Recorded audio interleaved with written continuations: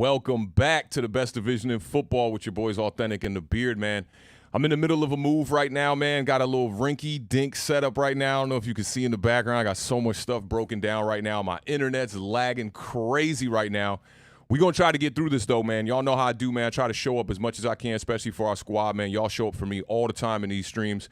Really couldn't do this without y'all's support, to be honest, man. So I told The Beard, I was like, we got to find a way to go live today to talk about these two games between the Washington Commanders and the Philadelphia Eagles, and the Giants going up against the Seattle Seahawks at home in a pretty embarrassing loss, man. And the Giants game, you know, before I bring The Beard on, I just want to talk to y'all a little bit about this because we're kind of going to just do a Q&A today, man. No fancy whistles, no bells and whistles, none of that stuff today. No music, no nothing. We're just doing raw ball talk today, man.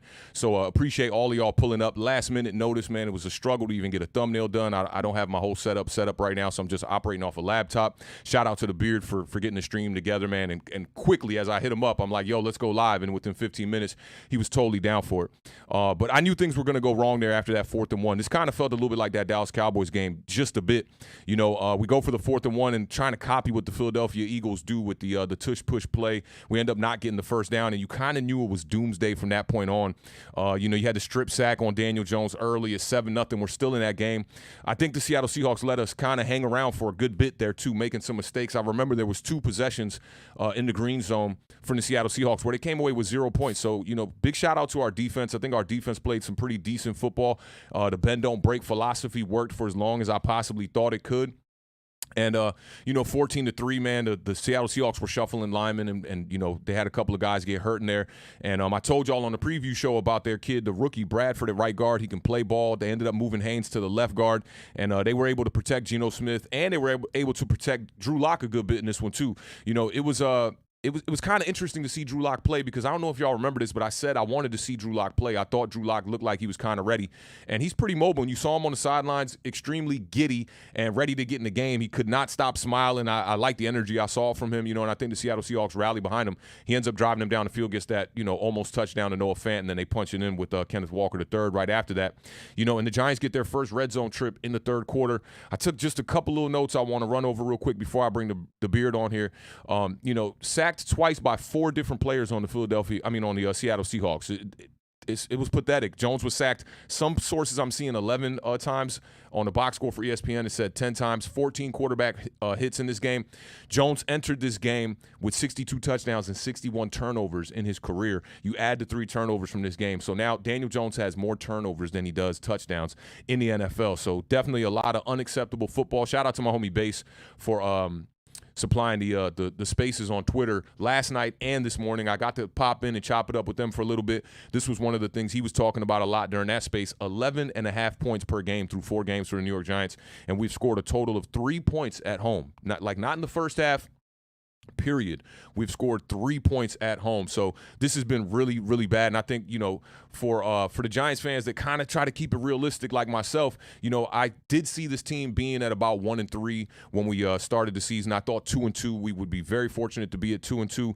And, you know, this is just a product of running it back. I told the guys this in the spaces, and I think that Shane kind of failed to build this roster properly moving into this season. If you're going to run it back, you know, you kind of got the same wide receiver core, the same offensive lineman core, you know, with a rookie at center in JMS, and this plan is kind of falling apart here, you know. So Seattle definitely let us hang around in this one. Giants couldn't take advantage of it. It was unfortunate.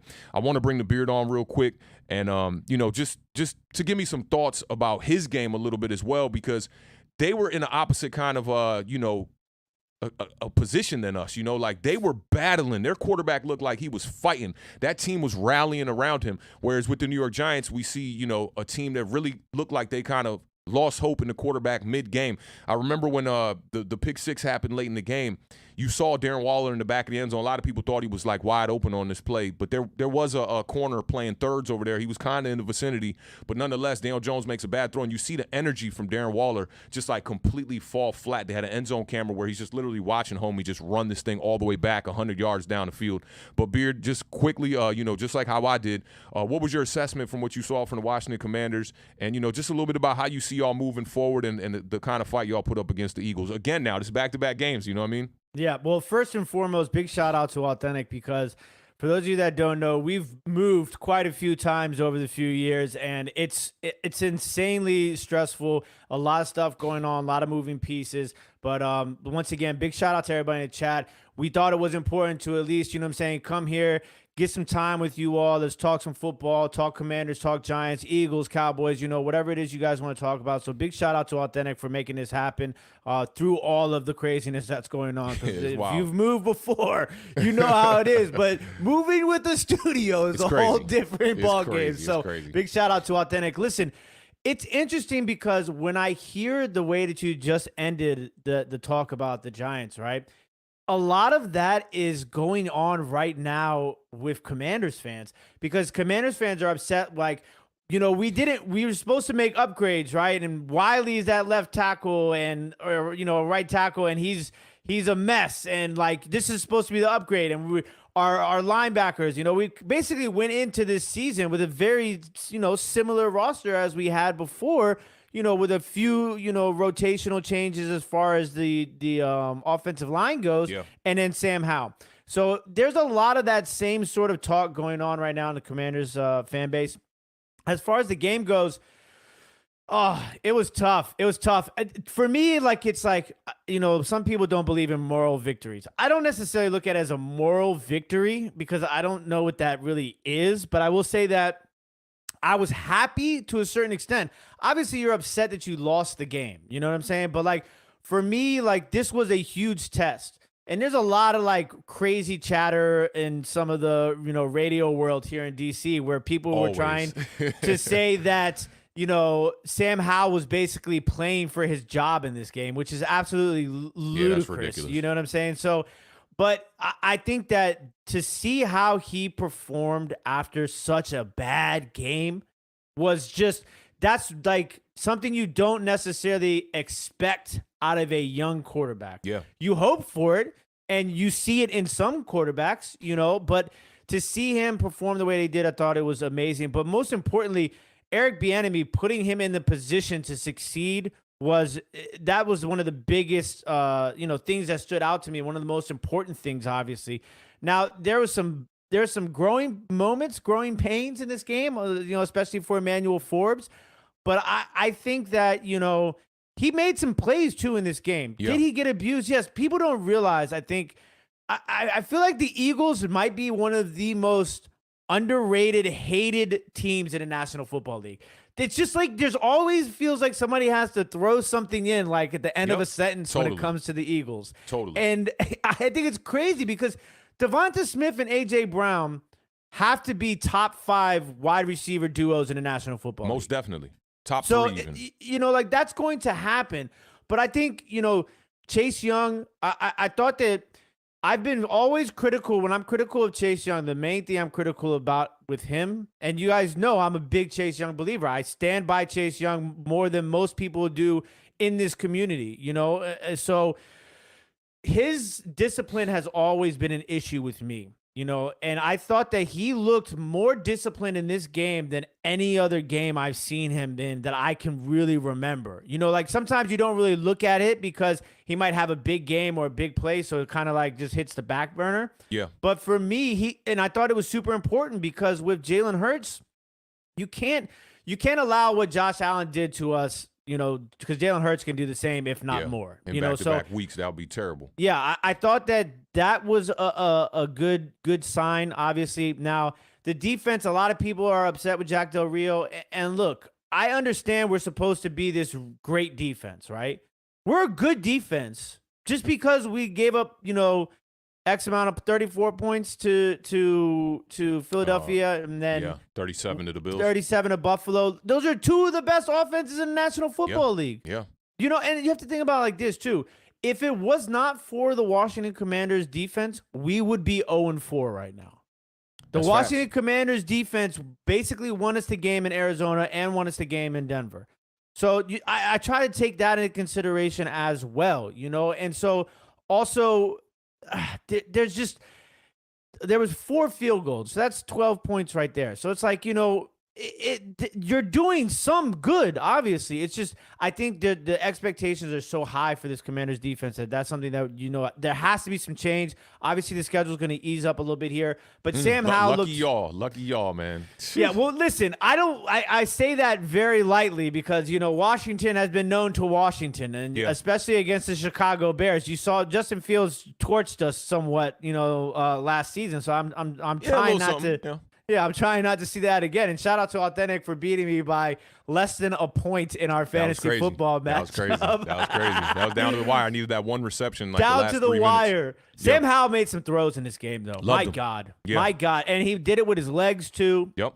There's still some sacks, obviously. I think it was six sacks from that game. Terry McLaurin, though, had a huge game. Jahan Dotson had a huge drop, which was – the way that game was going, that was going to be the play that everybody remembered if we didn't get to the point where we got to. That drop was just, it was right on the money. He just dropped the ball. I love the fight that I saw from the Commanders in that game and just the way y'all rallied around the quarterback. I think the formula to beat them was right there for y'all. Your defense came out hot. Y'all got the early lead in that game, and when it was 2 scores lead, I'm just like, man, are the Commanders going to be able to hold on to this? I do think in the third quarter maybe got a little bit timid with the play calling, a little bit kind of just trying to hold on to the lead rather than trying to put the pedal to the metal and really run up the scoreboard, trying to make it a 3-score lead. But nonetheless, man, Philadelphia is a tough team, one of the toughest teams in the NFC conference right now. And to see y'all battling them, I think y'all have a good matchup kind of, y'all see eye to eye with the Philadelphia Eagles. I think anytime y'all play them, you got to get the Commanders a shot to go up against the Eagles, man. And just y'all defense matches up well. Contain on Jalen Hurts early was pretty good. And, it's kind of like the Giants thing. It's like the bend, don't break thing. And in the second half, the Eagles definitely came to play. Some key penalties down the stretch there, too. And giving Jalen Hurts in that offense a couple more opportunities was tough. But the last drive from Sam Howell, in regulation, man, I just think you guys got a guy. We talked about this a lot on the preview show, too. And my concern with Sam Howell was, when you keep a quarterback out there that's struggling like that, how he was against the Buffalo Bills, right? And he throws 4 interceptions. If he comes out here against the Philadelphia Eagles and he has a bad game, 2 back-to-back games like that, I don't care about the competition. It can start to mess with the psyche of a quarterback a little bit. And I think we dealing with that a little bit here in New York. Our quarterback looked shell-shocked, man, out there at the end of that game. Some people were saying that he was even like hyperventilating on the sidelines. I didn't get to see the clip that much. I've been asking people to send it to me, but Brian Daboll throwing the clipboard. So I think we're pretty close to where me and you assess things at the beginning of the year, minus the Cowboys, obviously, because I know you kind of had the Cowboys at the bottom. I had the Cowboys more at the top, so we kind of both kind of like, kind of wrong on the Cowboys so far here. But nonetheless, I had told you, I was like, it's either going to be y'all or us at the bottom of this division. And I felt more that it would be us in a way, because even last year when we made the playoffs and y'all didn't make the playoffs, I thought everything was right there in front of y'all to be able to get to the playoffs. And y'all just didn't handle business against the Giants in those 2 games late. You got the tie and you got the loss. And that really helped the New York Giants down the stretch, because we were a bad team. The last 10 games of the season, we were not really a good team. You take away that Colts victory to clinch, and you take away that Minnesota Vikings playoff game, and the New York Giants look a lot like how they look right now, So I'm not that surprised. I'm just not that surprised. Yeah, it's interesting as far as the Giants go, because I really am like doubling down now on how damn important Saquon Barkley is. Yeah. And even when you have Saquon Barkley, it still goes like I talked about how, without Saquon Barkley, the Daniel Jones has to put this team on his shoulders, but the coaches have to put him in the position to do so, right?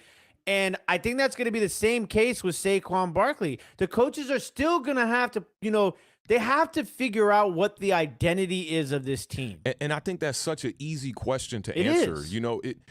When you pay the quarterback, I think that, you have the faith in him, which you should, and you want him to be able to go out there and be a drop back passer. But I think at the end of the day, man, this team is built on the foundation of Saquon Barkley. I've talked about it way too much, I just think that's how we can win games. It gives us our best opportunity. And somebody had told me on my Twitter, they're like, I don't think that that's the answer, like trying to just like give Saquon the ball, but it gives us the best opportunity to win. And that's exactly where I'm at with it. It's like, I don't think that's a long-term answer for success for the New York Giants, but like, you got to go out there and put your team in position to win games. And right now, the way that the New York Giants offense is operating, trying to operate through the pass attack, we're not really sustaining drives. when we get down there near that green zone and near the red zone, we start to just shrink, man. And there were opportunities in this game, I thought, where we would get to like the 40 or we cross midfield and it's like the offense just shrinks. You get a penalty, and I thought Jones battled, but with Jones, the biggest thing for me was the mistakes, because when you look at the numbers, right? Like let me just look at the box score real quick. Yeah, and I'll tell you this, while you're looking at the box score, at one point I wanted to tweet, Daniel Jones should just run the ball every time at this, like that. Yeah. That's how I was feeling him when I was watching that game. I was like, and that's the thing is that like, there's some quarterbacks who have failed in this league that you look at and you're like, they just don't necessarily want it, right? And I feel like Daniel Jones gets a bad rep sometimes with like his facial expressions and things of that nature. But I mean, I'd be damned if that guy wasn't out there like, just getting up and going at it, and doing, it's not like he's not trying. And I know this is the NFL. We're not giving out, trying medals. But the thing is that it's weird. Like, I don't know how to describe what's happening to New York Giants. It doesn't make sense. There's just something that's missing. There's that edge, that spark, I mean, it's the trenches too, man, and it's very difficult to rally around a quarterback that doesn't rally the team. I think that's one of the number one things right there. Even with Eli, I just think that his play on the field, it spoke for itself, whereas Daniels, he just seems like he's kind of scrambling, trying to figure it out. And I remember when they posted his statistics at the, like, I think it was like somewhere in the middle of the third quarter, something like that. And he was 14 of 17 or something. And I was like, damn, like it really just does not feel like that. But that has a lot to do with the yards per attempt. He's not stretching the ball down the field. I remember in the third quarter, he threw his first pass that was over like 15 yards or something in the entire game. On the day when you look at these numbers, I think he was, he was 27 of 34 for 203 yards. The big mistakes, though, you have no touchdowns. You were sacked 10 times for 59 yards. He was, let me see here. Rushing wise, I'm trying to see where he was at rushing. He was our leading rusher as well, 10 for 66 yards with a long of 17 yards. And receiving wise, Matt Breida was the leading receiver. So I told people, do not sleep on this Seattle Seahawks defense. I preached this on the preview show, on the Giant Overreaction. Everybody was like, they're giving up, the 30th most yards in the league as far as passing and all this stuff. And I said, man, you got to look at the competition they've gone up against. They went up against Detroit. That just trying to slow Detroit down is a ridiculous task. They went up against the Rams. That's another tough offense to go against, especially with what's going on with Puka and Tutu Atwell over there. They're stretching the field. They're obviously able to put up points on the board. And then people wanted to be like, people ran with this narrative that, they allowed Andy Dalton to put up 300-something yards on him. And I'm like, just look at the bot. He threw the ball 58 times. Yeah. Okay? So he almost threw the ball 60 times. So to me, that shouldn't be an indictment on Daniel Jones that Andy Dalton went out there and put up 300-plus yards. He threw it 50-something times. So you could knick-knack, dink and dunk down the field and be able to get yards like that. But for me, it was just, Jones was out there battling. I thought he was trying his best. He don't got his left tackle out there. And me, I ain't going to sit up here and make excuses. I've told people that Daniel Jones is not going to just morph into a new quarterback just because you paid him. Just because you put weapons around him, he's not going to morph into a different quarterback. You got to be able to use your eyes. And for me, the assessment on Daniel Jones has been fairly simple, man. It's like, I know what kind of quarterback he's capable of being, and I know what he can do. Last year, I don't think that was necessarily like the peak or the ceiling of Daniel Jones, but I do think we were damn close to it. Brian Daboll running a system that it allows Daniel Jones to be very sneaky on these boot runs and be able to run the read option a certain way that allows him that when he has open field, he's taking advantage of it. And I commend Daniel Jones yesterday on some of these runs. It just wasn't there. Right before he threw the pick six, I tweeted out, I was like, on that 4th and 1, Daniel Jones might have just saved Brian Daboll. And then a play later, he throws the pick six, right? Because the 4th and 1 call right before he threw the interception, it's just a god-awful call. You're banking on teams being fooled so that Daniel Jones gets the boot and it's wide open. He goes to boot, and the edge rusher's right there in his face, and he has nowhere to go. And it was the first time I seen Daniel Jones, like, really make a dude miss, like, hit him with a little inside out. It looked like the Justin Herbert shake and bake that he had. And he ends up getting the 4th down conversion. While we're on that play, is there a part of you that thinks that they should have kicked the field goal there on that 4th down? Now I'm talking about the second 4th down. The first 4th down, you got to kick the field goal there. The second one, I'm like, all right, you messed up in the beginning. But this is why I say that it would have saved Brian Daboll's job, because could you imagine, at that point, the score was 14-3, right? If you go on that first drive, right, and you kick the field goal, now you're looking at 14-6.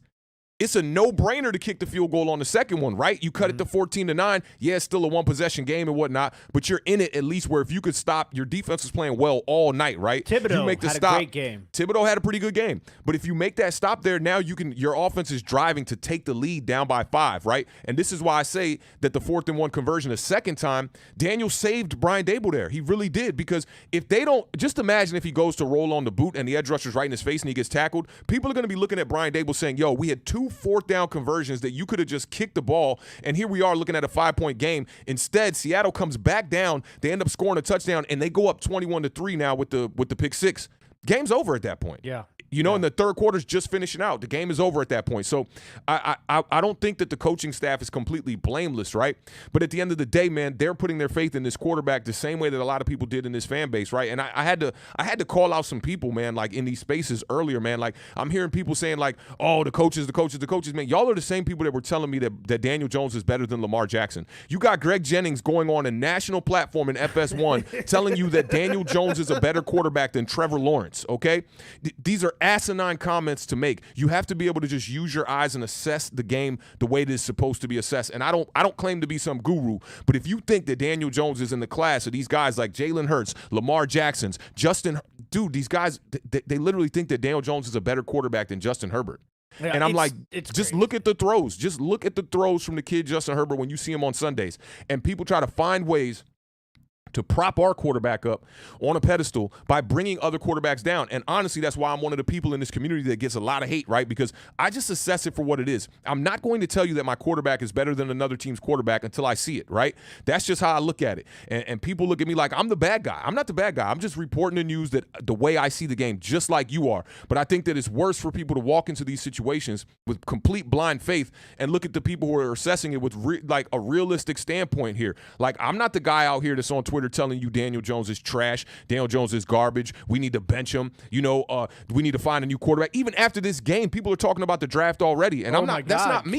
Caleb Williams, all in the New York Giants. I'm not going to talk about the draft just yet, right? Because we're 4 games into the season, and we have the exact same record that I thought we would have 4 games into the season. We're sitting at 1-3. It's been ugly football. They can't score points, and that's been a bad thing, and we're getting blown out. At home, we're getting blown out. In the first half of these games, I don't got the numbers, and I apologize. Y'all know that I'm a dude that I pride myself on numbers and normally come here with all kinds of numbers for y'all. But we're being outscored in the first half like 70+ to it was 10, bad. under 10 points. They were talking about it. They were talking about the scoring differentials last night during the broadcast. And I mean, like they were bringing up all the different ones, like the scoring differential at home, the scoring differential in the first half of the entire season. It was, I think I saw somewhere on Twitter today where the Broncos, who have lost the Broncos haven't won a game yet. The Broncos lost. Broncos they won their first game to the Bears this past weekend. Okay, yes, against the Bears. Excuse me. So they lost a game by 50 points. 50 points they lost by, and they have a 20+ point better differential than the New York Giants do right now. Yeah, our point differential through 4 games is the worst since the 1970 merger. It's the Giants have been outscored 77-9 in the first half of games. I mean, that's like speechless. It's bad. And a lot of that is just like not relying on your identity. I saw people saying, oh, Saquon and Andrew Thomas wouldn't really matter, in this game. You got to look at how we played up against Dallas, man. Saquon Barkley, 12 carries in that game, right? And then you come out the following week and you neglect Saquon Barkley throughout most of the first half. And then finally, when you realize, man, this team's whole season is on the line against the Arizona freaking Cardinals at that, you then decide to give Saquon the ball. I think he ended up getting like 17 or 18 carries in that game or something like that, for like 70 whatever yards it may be, right? You got to commit and die on your best player. And you can see the frustrations on Saquon's face on the sideline at this game, but throughout the season. And shout out to Stan. Stan texted me a bunch of stuff that him and Nunu was talking about, recently. And last year, Saquon Barkley was I want to say it was a 3- or 4-star captain, okay? And the way the captains work is they give you a certain amount of stars, and then you get to be a certain captain that's like, you are like, it's a gold patch, right? And this year, Saquon Barkley's not even wearing the captain patch. you can only, through NFL rules, and I'm kind of winging this, Stan did break this down to me, through NFL rules, only 3 guys can wear a captain patch on their jersey, and supposedly Saquon Barkley opted out of wearing the patch this year, where if he would have worn the patch this year, going into next year, he would have a gold C on his jersey. So to me, this just screams that something's wrong in the locker room. Shout out to my homie Melly. Melly's been talking about this a lot too, that like, yo, there's something going on in this locker room. You know, Mike Lombardi had, talked about this stuff in the offseason about the disease of me and things like that. And a lot of people wanted to just be like, oh, you're wrong, because they don't want to hear negative criticism about their team. And you saw, I featured that in one of my videos. When I said that, yo, when Saquon wasn't getting the deal near the franchise tag deadline, I said, yo, I can't help but think about what Mike Lombardi said about the disease of me thing. And now not only are you about to lose this running back next year, possibly some people are saying that this might be Saquon Barkley's last time you ever saw him, because he might be off and out of here by the trade deadline. So if that's the case, now you're looking at a guy who, you know, it seems to be to me that there's some locker room trouble in there, and he was our leader. That was our leader. You saw even when Saquon Barkley came in 2018, you could see that they were trying to shift away from Odell Beckham that year, because Odell Beckham was really like the only leader outside of Eli Manning. And they were trying to shift away from him a bit because of the hothead stuff going on off the field and just the type of personality Odell was. They felt like Saquon Barkley was the, you know, more the get the tie right type of guy, you know, be able to put him up in front of the press conferences, no got to worry about no Lil Wayne interviews with Josina Anderson, nothing like that. And now you're losing that main leader in the locker room simply off the fact of trying to find your identity in the passing game. I think it's kind of pathetic, and I got to fault the coaches on that. They're definitely not blameless here. But Joe Shane has a lot of questions to be answered here. You know, after you paid this quarterback this amount of money and you didn't have the money, you know, to be able to build around him, to put the offensive line around him. Another thing I talked about a ton in the offseason was DeAndre Hopkins was out there on the market, and the New York Giants didn't even bat an eye. Supposedly he went in a GQ interview and said that the New York Giants were one of the teams that wouldn't even return his call and let him know what was up. So to me, it's just an egregious mistake on the Giants to run it back with this squad. And you know me, man, I talked about this. Like, it was time to blow it up in the offseason, I thought. You know, go out there, reset the rookie contract clock, and bring in a guy who's not going to cost you a ton of money here. Now you're stuck. You can't cut Daniel Jones. You can't do nothing with Daniel Jones in the next season because the dead cap is like $60 million. It's a tough situation right now. Big shout out to Zach G with a $2 super chat. Man, like my muscle memory, bro. I'm like, like I'm over here like, bro. Playing 18 in the fourth quarter decided the outcome of the season. Yeah, facts, man. And, you know, trying to chase a turnover, whatever was a block punt, this dude messes up his hamstring. And the thing about Thomas is he's not even like walking through practice. He's not doing drills. He's not doing nothing. He's standing over there with a bum hamstring. Man, I got a bum groin over here, man, and like I can't run for nothing. I got to get back on the field. But like I can't imagine what Andrew Thomas is going through. Helpless, cannot get out there on the field to help his teammates. And honestly, I don't think Andrew Thomas really helps this team one way or the other, because offensive line is great for passing game and whatnot, but the Giants don't look like they built to pass the ball right now. Yeah, there's a lot of there's more than just one issue going on right now in New York. That's for certain. Big shout out to our guy, no Mets, no Nets, no Jets, with a $4.99 super chat says, yeah. What up, AATB fam? Make sure you guys are using hashtag AATB when you're interacting on the Twitter X. That will definitely get the word out there about Awthentik and The Beard. Big shout out to NYG Mason with a $4.99 super chat. Bro. Says the problem is they still need Saquon due to the lack of talent at other positions. Yes, it's sir. a crutch. Until they improve the offensive line, wide receiver, and quarterback, that won't change. That's facts. A very, very good point for sure. Big facts, man. They built this running game around Saquon. They didn't build it around other running backs. And I commend them that, they did try to commit to Matt Breida early, but they were just bottling it up, man. That defensive front for the Seattle Seahawks is either better than we thought, or the Giants just aren't as good as we thought. And I think it's a little bit of both. And I think this is an interesting question, sort of something that we just obviously Awthentik, kind of touched on without even touching on it is, if the Giants are a 6-win team, is there any chance Saquon resigns next offseason? I think if the Giants win 6 games, they're going to have to completely blow it up what pieces they possibly can. I think, the trade deadline is November. I forget what date it is, but it's going to be interesting to see where they're sitting at that point and how they feel as an organization. If they don't try to move some pieces at that deadline, some of the defensive players, Saquon Barkley maybe, they're going to have to figure out something, because there's a lot going on, and there's little that we know, I feel like, which is a bad recipe for a team at this stage right now. You got to look at players like Leonard Williams, big contract. He's probably somebody that they might be thinking about during the, at the deadline.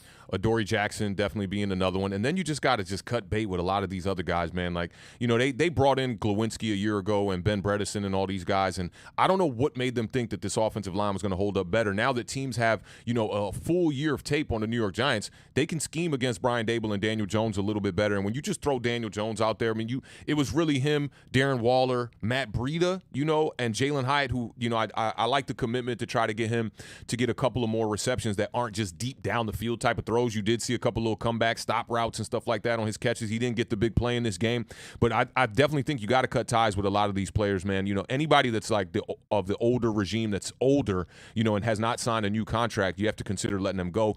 I even think Xavier McKinney's a guy that you might see dealt near the trade deadline as well. He's expressed a lot of his frustrations with this team and not committing to a contract with him so far. So the Giants are now just in a really bad place. And I think, a lot of people will say, oh, all that matters is winning and losing. And I've never been a person of that theory, right? Like, wins matter the most. That's a damn fact right there. But in the case of the New York Giants right now, it's how you're losing. You're losing and you're not even competitive. This team looks like a bottom 5 team in the NFL right now.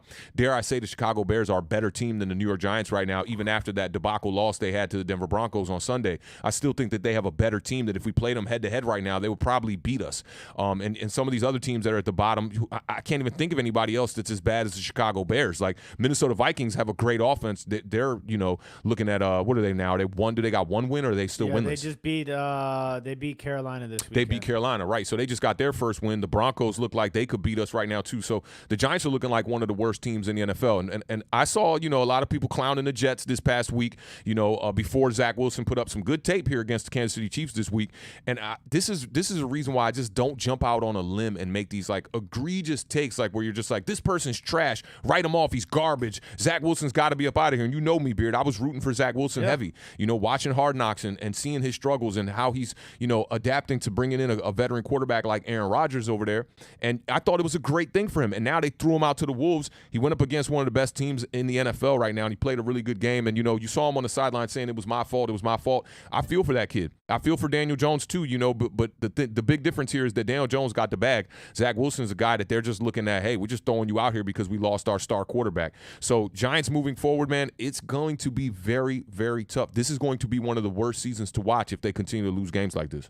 Yeah, and listen, I know what it's like to a certain extent, obviously, because, I feel like Washington has just been, a very mediocre team, and people in the fan base are upset. They think that it's not okay to be okay with mediocrity. Right. But like, and everybody wants to fire everybody, and everybody to cut this person and trade this person. It is so difficult to win in the NFL. I just don't think people really understand that.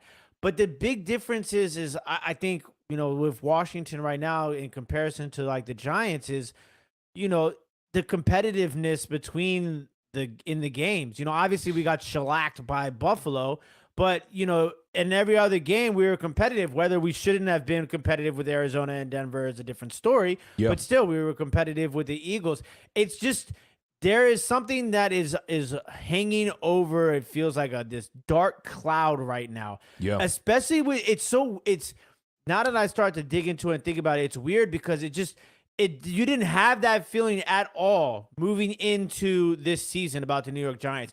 It seemed like the future was bright. It seemed like it a bit, but it did feel like it was kind of moving linear a little bit. I guess also a lot changed too with the Saquon sort of situation. Because it felt like the Daniel Jones elephant was out of the room. Like, we didn't have to worry about if they were going to sign him or not sign him and this and that. That kind of got done with early. But Bergs brings up a good point here too with the $2 super chat. Says, let's see how well Daboll holds the locker room. I mean, it's going to be tough, man. They're losing games really bad, like really, really bad.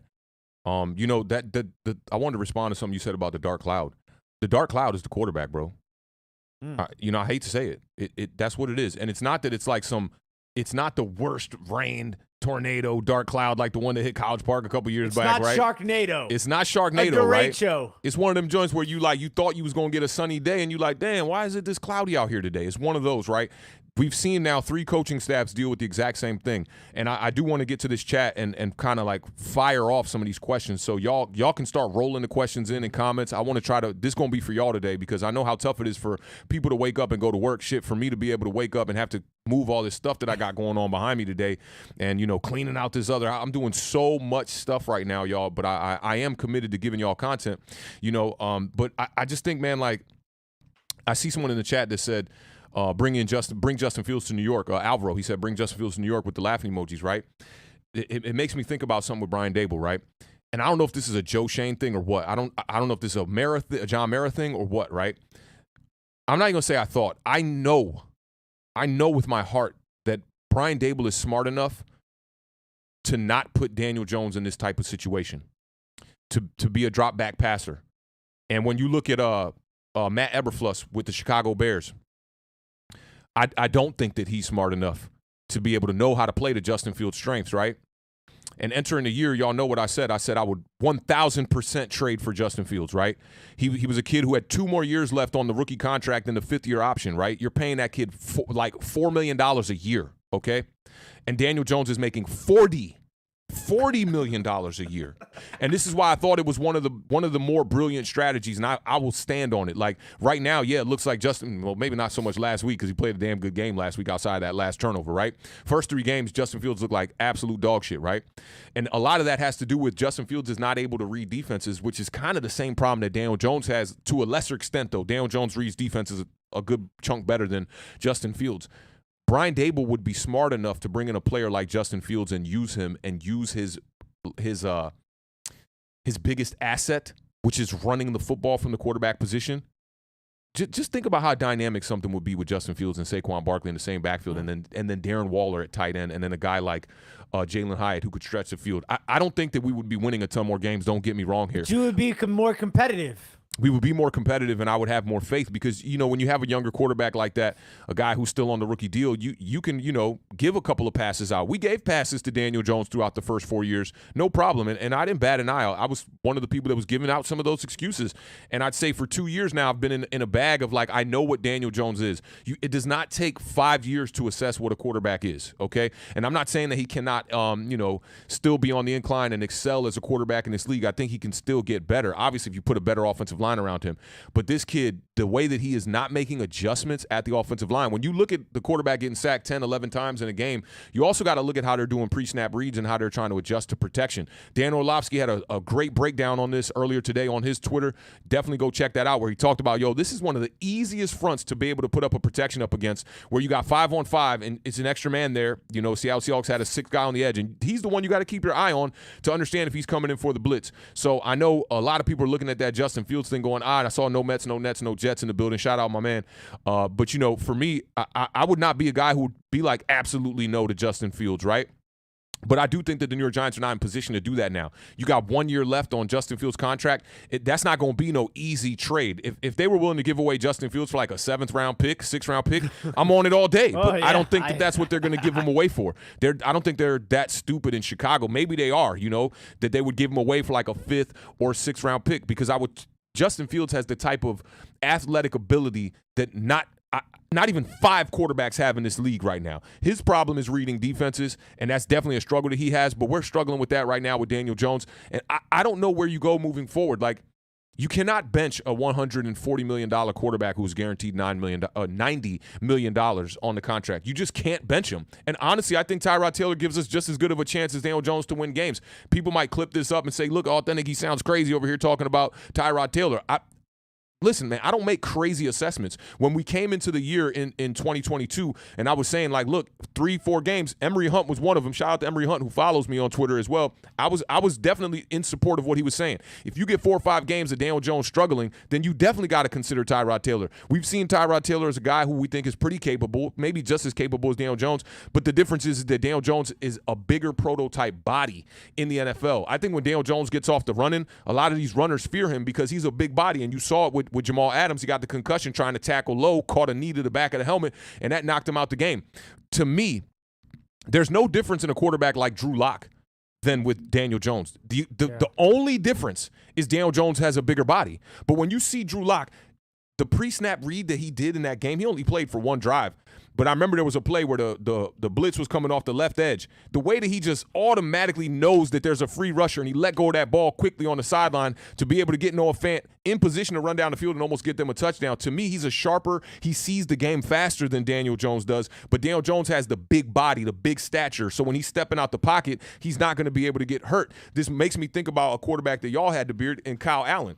Kyle Allen does a lot of things better than Daniel Jones, but the difference is the body. When he goes to run and try to get all that moxie and scramble out the pocket, if he don't protect his body, you're going to see what happens to him. He gets knocked out of the game. We've seen that 2 and 3 times in Washington. But Daniel Jones, we know what it is, man. He's a game manager with legs. I remember telling people this in the offseason and whatnot, especially when I was talking with Lawrence Tynes.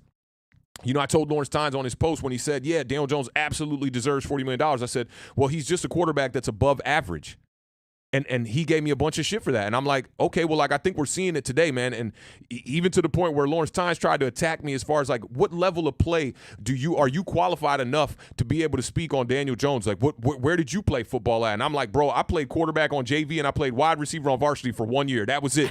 But honestly, I think that's enough. I played enough park football to be able to know when a dude has extreme talent and when a dude doesn't have extreme talent. Daniel Jones is a talented quarterback, but he does not have the extreme talent or the elite talent to be able to mask these deficiencies around him that are happening in New York right now. Big shout out to Ken Zen Zero. Says the Chiefs drafted Mahomes and sat him for a year. Why can't we do the same with one of these quarterbacks? If we fall off bad, sit them and let DJ play next year and then move on. I think that's absolutely an option. Listen, if there's one thing we've learned about the NFL over the course of the last 5 to 6 years is that these leashes are getting shorter and shorter. You know, teams are willing to move on from a guy if they just don't think that it's working. I mean, we saw that evolution kind of start with Kyler Murray when the Cardinals decided to move on from Josh Rosen and draft Kyler Murray. That was one of the biggest surprises ever because we never had seen people just draft a quarterback in the top 10 and then just move on and draft another quarterback with the top pick. You really never saw that. That's a great point you're making. And then look at Trey Lance. You know, they drafted Brock Purdy, and they look how much capital they put into drafting Trey Lance. They moved on from him. So it's not the craziest thing in the world, and it's also not the craziest thing in the world to let some of these quarterbacks sit a little while. Jordan Love, look at what the Green Bay Packers have done for the last 2 quarterbacks, okay? Yeah. They drafted Aaron Rodgers. Aaron Rodgers could have and should have been the top pick in that draft, right? He fell all the way to the Green Bay Packers, and then they had Brett Favre. Aaron Rodgers sat for what felt like 3 years. The same thing with Jordan Love. Jordan Love sat. Now, look, there's different methods and ways to do it. Then you have guys like C.J. Stroud, who was my number 1 guy coming out of the draft. Look at him right now; he's smashing all types of quarterback rookie records. So like with a banged up offensive line. There were when they listed the injuries before that game, I was like, this kid's got no chance. And he goes out there and he puts up another big game. It was another 300 yards for him this week, right? Yeah, he broke I don't know if it was the record, but he surpassed Andrew Luck's passing yards as a quarterback through X amount of games, I believe. Big shout out to him, man. And you saw, when we saw him in the I'm trying to think what game that was. Were they in the national championship where he lost that game? It was either the national championship or the quarterfinals. Yeah, I remember that game, and you just saw a dude that was battling, and his coach was riding with him heavy, man. I remember after the game, they almost did their interviews together, and like, there's a character thing there. Like, I don't care what nobody says, man. Like, and I got a lot of flack for this comment on Jalen Hurts on Sunday after the game, and I texted you this, Beard. I said, yo, the ball goes through the uprights. The Philadelphia Eagles win the game, right? And Jalen Hurts is not even on the sideline celebrating. I tweeted this out and I said that is a characteristic that you only see from great leaders. When they see a game go by that they know they did not put their best foot forward in that game and their team did not play to their capability or their standards, and the ball goes through the upright, and even though you got a W, that's a dude that is not content. He's not on the sideline celebrating, right? And then I get a couple of homies that I know from Twitter were responding on this and whatnot, and they're posting pictures of it was the homie DG honestly, I believe. And he was doing like a Dave Gettleman parody account for a long time. And he's a cool dude. Me and him kind of rehashed a bunch of stuff. But he showed me a picture of Jordan Game 6 against the Utah Jazz. And I'm like, yo, dog, he dropped 45 points in that game. You cannot compare it to a game where Jalen Hurts goes out here. His offense is kind of struggling. They're really not really taking care of the Commanders the way that they should. And he comes off the field a little bit distraught and a little bit like, there's no way I can be over here clapping, celebrating all hype off a victory like that because we should have won that game. That's the kind of guy I want at quarterback. I don't care what Giants fans say about this. I got this little dude who's like a little troll on my Twitter talking about, Awthentik is a Eagles fan and all this bullshit, bro. Like, yo, I've been a fan before a lot of you motherfuckers was even born, bro. Y'all weren't even on this earth. Trust me, I've seen a lot of New York Giants football. So I know how to assess a quarterback at least decent. I'm not telling you that every time I assess a quarterback is going to be completely correct.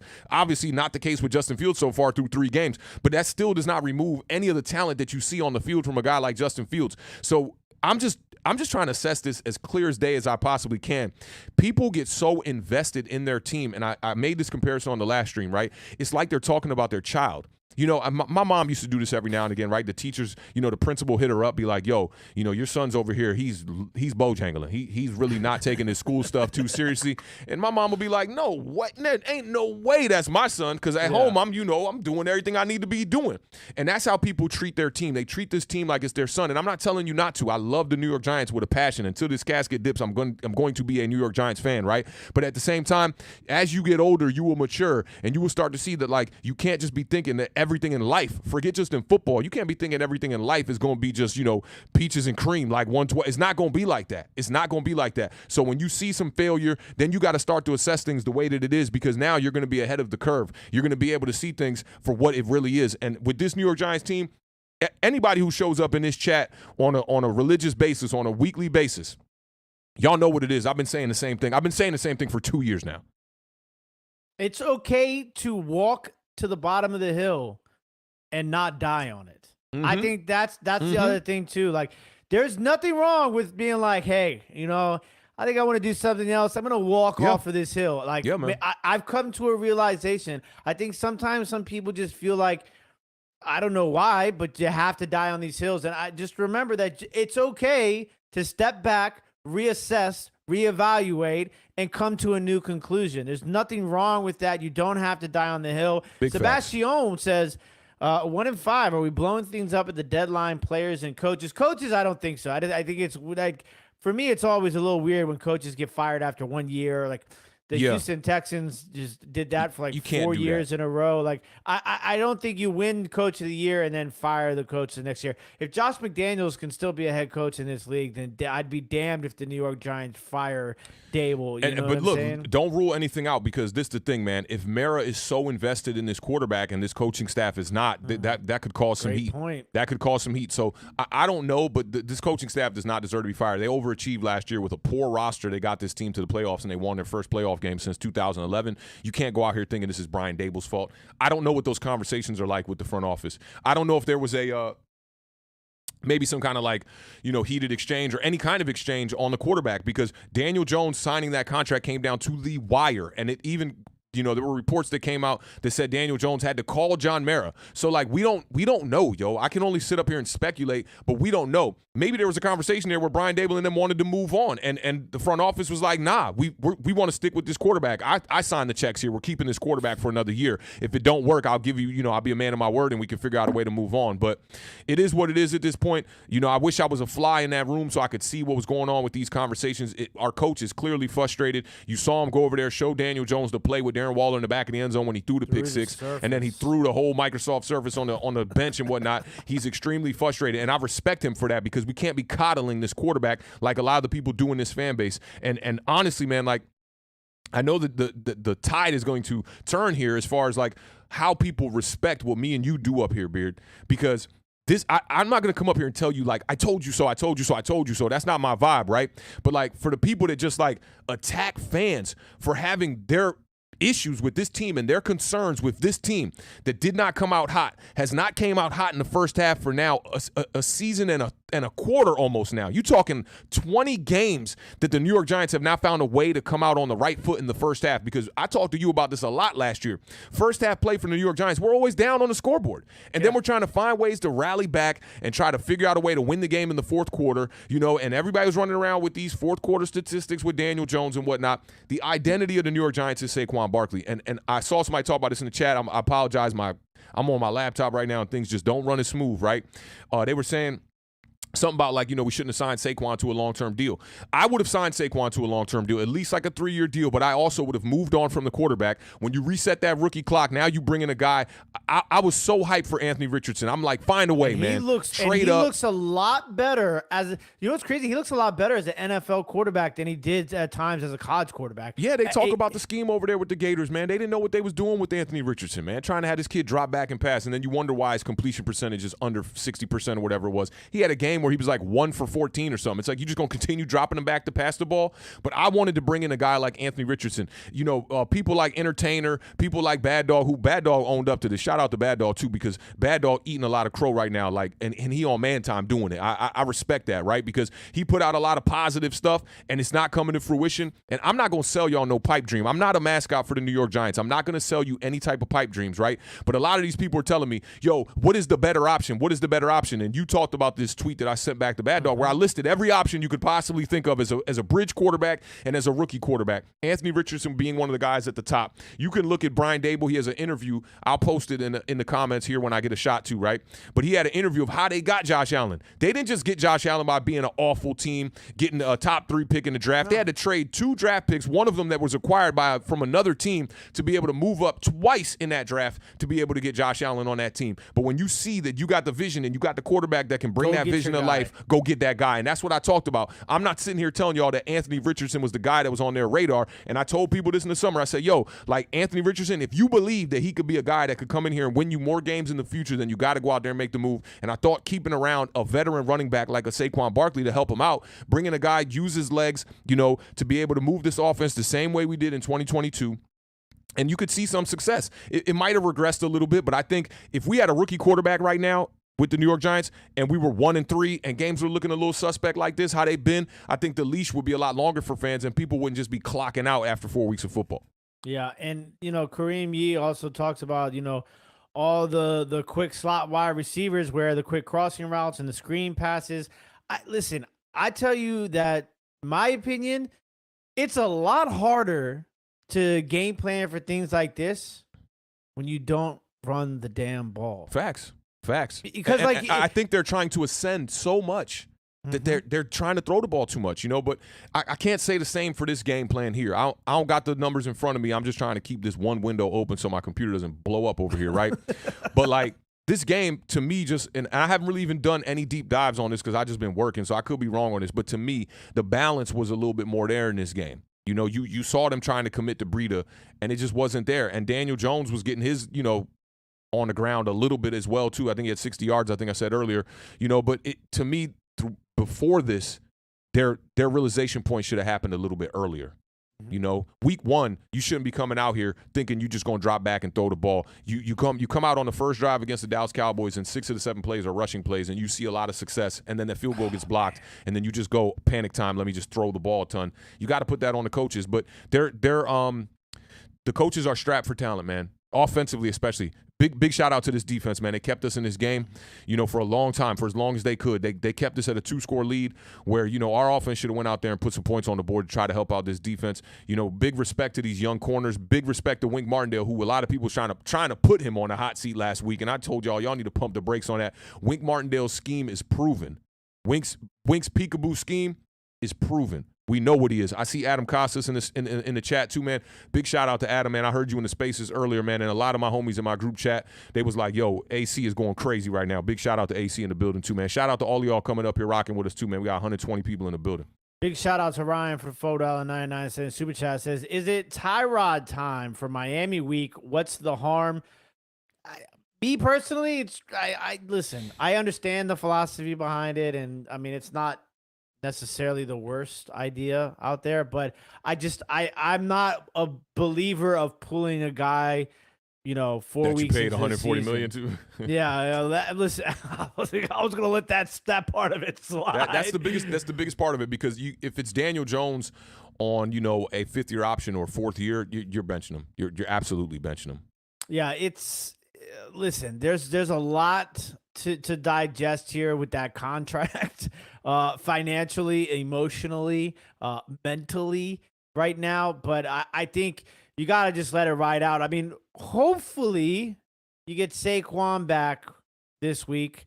I wouldn't put any money on it, but I wouldn't even press the issue, man. High ankle sprain. I would. Somebody was talking about Saquon is in the position now where he's putting on tape for other teams and whatnot, and I think every team knows what Saquon Barkley is. He doesn't need more tape. He's a guy that can get hurt every now and again with some little micro injuries outside the ACL that can hold him out for 4 to 5 weeks and stuff like that. But he's one of the most dynamic running backs in the league.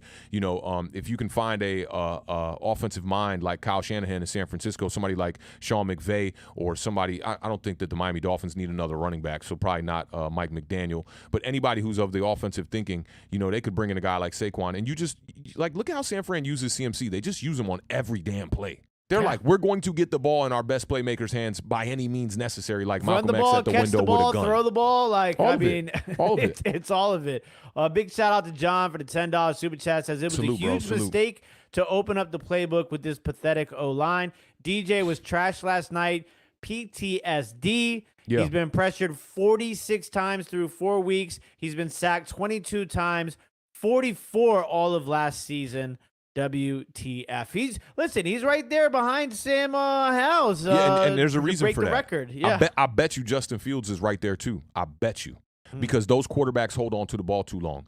People look at time to throw as an indictment on the offensive line. The better quarterbacks in the NFL have the lower time to throw.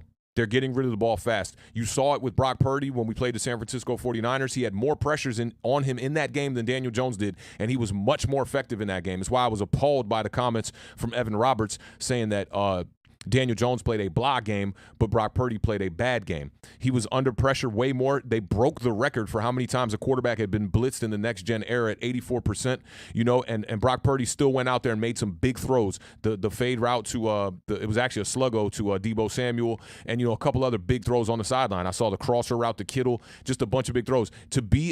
To be a successful quarterback in the NFL, you have to be able to get the ball out on time. And the problem here is I think that the New York Giants are realizing that Daniel Jones is really not that guy, so they're not trying to do it at the line. They're not trying to have him be pre-snap, make those reads, and get rid of the ball quick. They're actually trying to go max protect. If you look at the interception, I believe it was the second one that he had, there was only 2 guys in the route combo there. I talked about that a lot on the preview show and on the recap show last week. There was only 2 guys in the combination and then a late check down. So a lot of this is trying to mask the deficiencies of the quarterback and the deficiencies of the team. What you say about the offensive line here, I definitely feel you. The offensive line has not been that good, but I'll continue to say this, man. The best offensive lineman is a decisive quarterback. When you have a decisive quarterback who can get rid of the ball, or when he don't see it, just tuck it and run, big things can happen. You can play on the over-aggression of defenses, and Daniel Jones and Brian Daboll and Mike Kafka and this offense, they're not doing it. And I think that Mike Kafka had nothing to do with calling the plays last night. I think it was all Brian Daboll calling the plays last night, and honestly, it looked worse than when Mike Kafka was calling plays. Yeah, the offense, I mean, the numbers are there. It's just it's been an absolute struggle so far this season. Big shout out to Talking Echo for the $4.99 super chat. I think this is something that I agree with. I'm gonna go out on a limb and say Authentic agrees with also. I would have rather mortgage draft picks than cap room for a high ceiling quarterback versus an above average one. I would have rather mortgage draft picks than cap room for a high ceiling. Yeah. I mean, the question is, who would it have been? Because we're essentially talking about trading draft picks to get you either the pick to draft a quarterback or to get a quarterback who's already has a high ceiling, right? Yeah, well, I mean, basically, instead of signing Daniel Jones to the contract that they did, either have attacked, the draft, this previous draft, and gotten a quarterback, or, basically done the bridge gap quarterback idea that which I would have leaned a lot more towards that. You got to just look at the roster from last year, right, and understand the overachieving of that roster. There were a lot of holes. We knew linebacker was a hole, and I think where a lot of New York Giants fans got fooled is we thought that one player was going to fix those holes, right? When we looked at middle linebacker and we brought in Bobby O, shout out to Bobby O. He had a damn game last night. I think he had 10 tackles. He was all over the damn place, too. Him and Thibodeau played really good games. And a lot of people were hating on Bobby O before this game, like, oh, we wasted the money. But one player is not going to fix your linebacker room. The edge rushing deficiencies that we've had throughout all of 2022, you're starting to see them again this year. I mean, it's like, okay, Azeez Ojulari was out there on the field. It looked a little bit better, but there's no depth at that position. Somebody brought this up in the spaces earlier today. They talked about when we drafted Justin Tuck, how we had so much depth already at the edge rusher position, but the GM at the time was saying, like, hey, best player on the board, man. So we just, remember when we just were stacking up edge rushers, man? We had, like, Kiwanuka, we had, like, O.C. Umenyiora, Justin Tuck. We had so many edge rushers in that room, you know, and Strahan was still on the roster at one point. I'm sure I'm missing a couple of guys. But they were just like, man, stack O-line. And ultimately, it came down to it in the Super Bowl. That's how we beat Tom Brady. We got after the quarterback. And we put pressure on them. And a decisive quarterback does not fix an offensive line, but it improves an offensive line. And when you get after the quarterback as fast as we were in the Super Bowl, it don't matter what you're doing at the quarterback position. You know, the defenders are going to be able to find ways to get the quarterback distraught and make mistakes and not be able to make the plays that he makes. So for me, there was just too many holes on the roster, right? I don't know if we could have finagled our way into a position to get one of the quarterbacks. I think DTR in the 5th round, I mean, you see him still out there. Hendon Hooker was still there in the 3rd round. You know, like, these are guys you could have definitely took a shot on and possibly maybe, you know, they'd be playing right now. And you could have parted ways with Tyrod Taylor, being that he's becoming an older veteran in this league. But, yeah, there were – to me, it's like I like this opinion here, Talking Eco, because it goes against the people that just were acting like there was no other options. Like, there were people who were literally like, no, we got to bring Daniel Jones back. That's all we can do. This roster was not ready. You go into 2023 now, and your plan that you kind of try to 2-year plan it, I guess, with Daniel Jones, you're in a shit position right now. It's terrible. It's terrible right now, because if he continues to play like this with this particular surrounding cast, we are in major trouble. And we got to get healthy. But honestly, man, the wide receiver core is another thing to me that's just a big point of emphasis that they overlooked. They just thought, oh, man, we'll let the guy who was the best wide receiver on the team go, right? We'll let Richie James go to Kansas City. And I feel so bad for Richie James because it's not working out for him over there with the injury that he has right now. And they tried to put him in special teams. Like, if I'm Richie James, man, I'm just going to tell Coach Andy Reid, like, yo, bro, don't put me back here. I don't return punts well, bro. I'm better in the slot. I'm a good wide receiver in the slot. I can do things in the slot. But I feel bad for him because his career was on the up and up with New York. And then Joe Shane comes in here and you part ways with the best wide receiver on the team last year. I don't care what nobody says. Richie James was the best wide receiver on the team. And then you supplement him for Paris Campbell, who – I thought about this a little bit yesterday. So my whole thing in the offseason was Paris Campbell is very similar to y'all's Curtis Samuel. Mm-hmm. Like, how many times do you see Curtis Samuel just go completely quiet in games, though? Not that yesterday was one of them, right? Because he did have a couple. I remember he had a couple plays, right? But, like, to me, and this is no shade at Curtis Samuel, he's never been a difference maker in Washington. No. Dealt with injuries, so I got to give him his, you know, he had the groin injury. That first year when he was like, that was the expectation at that first year. Yeah. He didn't even play, you know, and then like he flashes across your screen. He's not a number one, but yeah, he flashes across your screen when his number's called. He makes the play. He can make some plays. He's a capable player. And that's what I think about Paris Campbell as well. They're capable players, but they're not guys that are going to come into a roster and be game changers. They're not touchdown makers like my man Dave Gettleman just said in that interview. Right now, you really only got one touchdown maker on the whole roster, and it's Saquon Barkley, and he's sitting on the sidelines. Yeah, and this is one thing, too. I see some people in the chat talking about, you know, how, you know, no quarterback could win with this offensive line, right? And then I see other things like, you know, what if Jalen Hurts didn't have Kelsey, Smith, and Brown, right? So for me, it's you have to think about it like this. Yes, there are quarterbacks that can win with the New York Football Giants offensive line. Yeah, and I'll add to that to just say, like, there are quarterbacks that would look a lot better in this situation. Yeah, exactly, because, you know, there's so many variables that go into winning and losing a game, right? But, I mean, the Washington Commanders are 2-2. They're averaging, you know, I would say, I don't know. Most sacked quarterback in the league. Yeah, the most sacked quarterback in the league, and we're averaging probably 25-plus points a game. Maybe a little bit less because of the Buffalo game, right? Right. So, but yes, it can be done, right? And then you're like, you look at the other people that are saying, well, what if Jalen Hurts didn't have Kelsey, you know, Smith and Brown? We don't live in a world of what ifs. This is the National Football League. There's no hypotheticals. That franchise put those pieces around Jalen Hurts. So to me, the whole conversation about if Jalen Hurts didn't have this, Jalen Hurts wouldn't be that. That doesn't matter. Those people are there. They're just looking for a way, like I told you, to drag down other situations and prop ours up, right? They want our quarterback to not be the scapegoat here. And I get it. I understand that for sure, right?